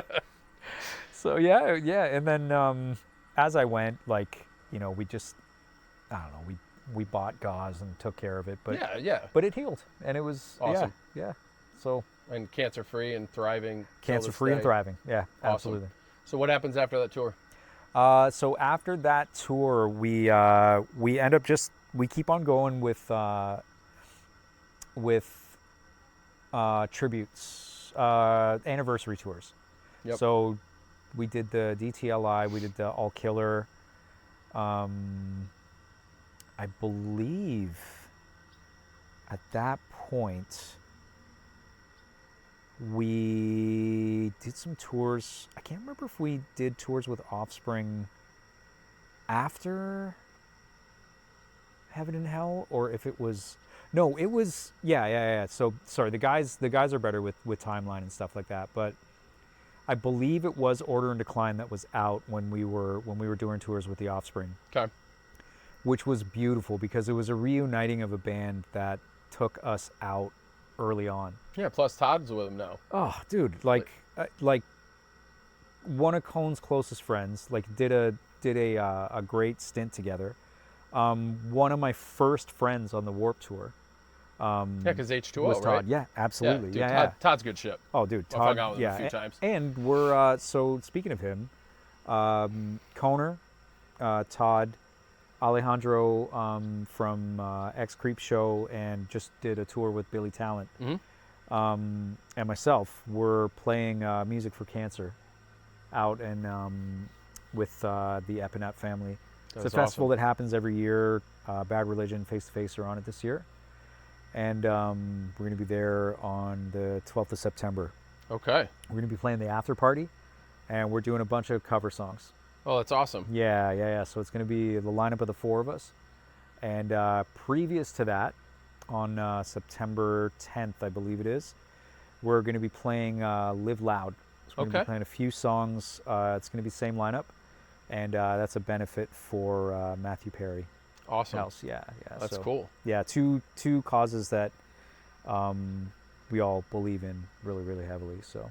Absolutely. Yeah, man. All right. Yeah. So, those tours end, Heaven and Hell. Do you know immediately that that's the end? The last record, the last tour, or was that so that was discussed beforehand, or about maybe a month or two into Heaven and Hell. But I had noticed that Derek was isolating himself a lot more. Mm-hmm. Just on his own a lot more, like hanging out with his with whoever was his assistant, more than he would hang out with the band. And I was like, something's wrong. Yeah, like, something's up. Now, was that during the recording sessions or the tour? No, touring. Okay. Touring. Yeah. So at that point, we would barely see him. Gotcha. Right? And it would always be cordial and this and that, but you could tell there was something on his mind. Yeah. Looking back at it, we all got an email that was just kind of like, "Hey, like," and if you know Derek, anybody that's like, "Oh, what an email? Fuck you!" Like, like you don't know my friend, so shut up. He just wrote this beautifully worded email that was just kind of like, "Listen, like, I'm struggling. I'm not having as much fun. I'm tired. Mm-hmm. miss my family, like everything that, You I wanted to was, say the first time? yeah. And I was feeling 6 days into every tour. Like I'm struggling here. I'm missing my family. And, he laid it all out and he was like, this is the last tour. Like we have a year left. Yeah. And Now, he's were like, you guys already recording that record at that time? we'd finished the record. It was done. Yeah. But so you didn't know at the time that was going to be the last record? No. Not Okay. at all. Not at all. Gotcha. No. So, but, yeah. And then all of us were taken back. I remember Tom wasn't chiming into the chat. So I was like, yo, man, you need to check your email. Like, Yeah. Not realizing he was at a wedding. And he tells the story best, but it was just like, whew, Yeah. it's a rough place to get that news. And I remember it was kind of like, give me some time to process after sending this. And I was like, no. I just immediately just reached out, was just kind of like, yo, man, like, whatever you need, there's way more important things to our lives together than music. Yeah. Like, that's the gist of what I sent, but it was a long text. And, Of course. How was your headspace though? Like you got it all back, everything's going. Were you kind of like, fuck? Financially, Right. I was like, fuck, because Right. we had just sold our rights and I had sunk my money into buying, because of the real estate. I was like, I bought 2 condos to rent. And I Okay. was like, okay, so with projected income from, 30 weeks of touring every year, Yep. I'll be able to fund this company until it floats. Right. And then all of a sudden I get this thing where it's like, yeah, no. Oh, did you get your brokerage license? Like you have your own No, real estate no, company, no, or no, you're no, just no. talking about agent? No, like you're no, an no, no. agent? Yeah. So, okay. yeah, so I ended up getting two mortgages on the properties with Gotcha. the And you with want to the Reds Airbnb money. them? No, rent them. Oh, Yeah, gotcha. yeah. Oh, so this is just like rental property. Yeah, this is rental income. property. I have Yeah, a yeah, duplex, absolutely, so yeah. now I get what you're saying. Okay, Yeah, cool. yeah. So started a corporation, everything like that, and then all of a sudden, like, yeah. Gotcha. Yeah. I was under the assumption you got your real estate license to start Oh selling yeah, houses. no. So I ended up buying the 2 condos with So the you're getting rents the money real that I estate got. market to pay yourself some passive income. All right, Yes, so absolutely. scratch some of my excitement and holy shit. Yeah, We were about to bro down yeah, on house like, inspection. Oh my god. Okay, understood. Man, I misunderstood that. No, My it's okay. fault. It's okay. It's okay. But No okay, worries. that makes sense now. All right, so Yeah. tour's over. Everybody still intact, friendship wise, Yeah, absolutely. and then so what's next for you? Like, what's going on with Dave right now? What do you want people to know? Oh, so after the last performance Mm-hmm. at the Junos, oh no, sorry, during the time we were at the last performance for the Junos, I kind of got the idea in my head where I was like, I think it's finally time that I learn how to act, like arts-wise, right? Mm-hmm. And I was like, I think it'd be really fun. It'd be a really fun venture. Like I'm now at a point where during that last year, I was like, okay, well, I better learn how to trade, learn what good trading is and learn what bad trading is. Okay. Still learning, right? Yeah. About 4 years in now. But I was like, I need something more than a desk job. Like I need to be able to be creative. Yeah. And I need to be able to make enough money to survive and spend the rest of the day being creative and being, another addiction of mine, which is the gym, like going to the gym all the time. So I can relate. yeah. It's that time in our lives where it's like we need to be there, and yeah, it's really good for our mental, right? Yeah. So I learned how to trade. Still write music, of course, Awesome. but it's just way more free, Yeah. and I'm constantly in acting classes. That's great. Yeah, and then I was able to sit down with a musical hero of mine a guy named Maestro Fresh West. He ended up we saw him in the street in Calgary. Okay. Kendra and I.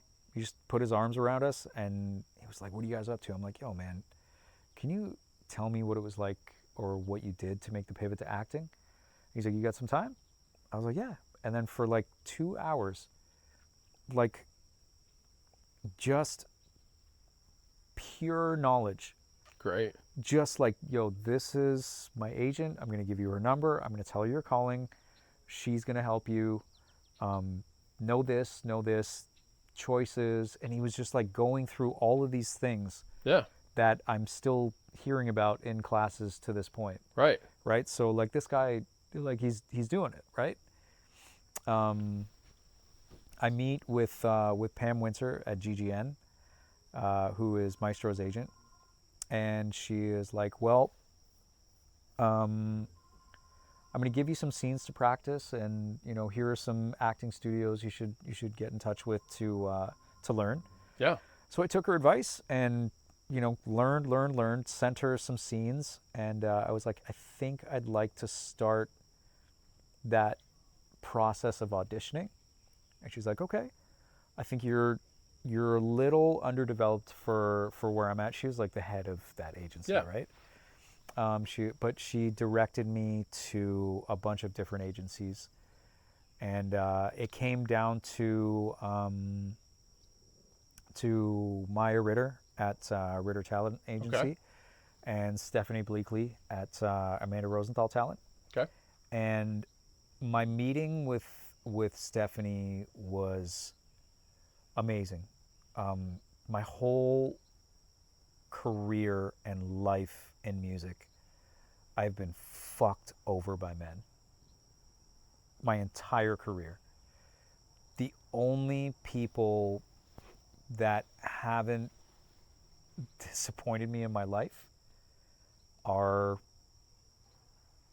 my mom, my aunts, and Amanda Rosenthal Talent was an agency that was someone that was tired of women being marginalized within the entertainment industry. That's fucking awesome. So you got picked up. So I got picked up, yeah. Boom. And as soon as Stephanie told me, "Yeah, there's a voiceover division. These are the types of roles I see you being in, and this is the DNA of our company," I was like, "Yeah, like there's no question. Like this is where I have to be." So yeah, I told the other agencies that I'd chosen, and to this day, like, I mean, I just got an audition to self-tape last week. Awesome. They're How long have you been with them?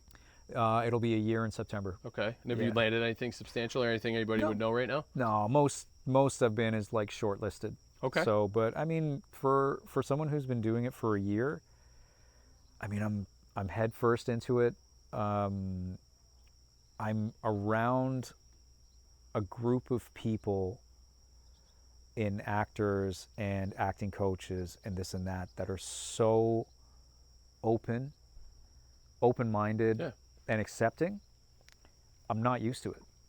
So I am the one that's kind of guarded because of my career in music. Yeah. Where don't show your cards, don't let anybody know what you're thinking, don't, you know what I mean? Yeah. 100%. You always have to, like, you can hardly be yourself. If you're having a bad day, you can't go on stage and have a bad day. Yep. I mean, You're acting. Same thing with, You're on yeah, stage exactly, right. At all times. Yeah, Same man. Same thing with when you're on set, but when you're, I don't know, the community feels a lot more accepting 100%. than music. They are similar, but I do agree with you. Yeah. Because I do both too. Yeah. So, okay. So you know. Yeah. Yeah, man. Yeah. That's awesome to hear. I might know an actor to link you up with. Ah, there we go. All right. Cool, man. Well, thank you so much for your time. Is there anything else that you want to let anybody know before we?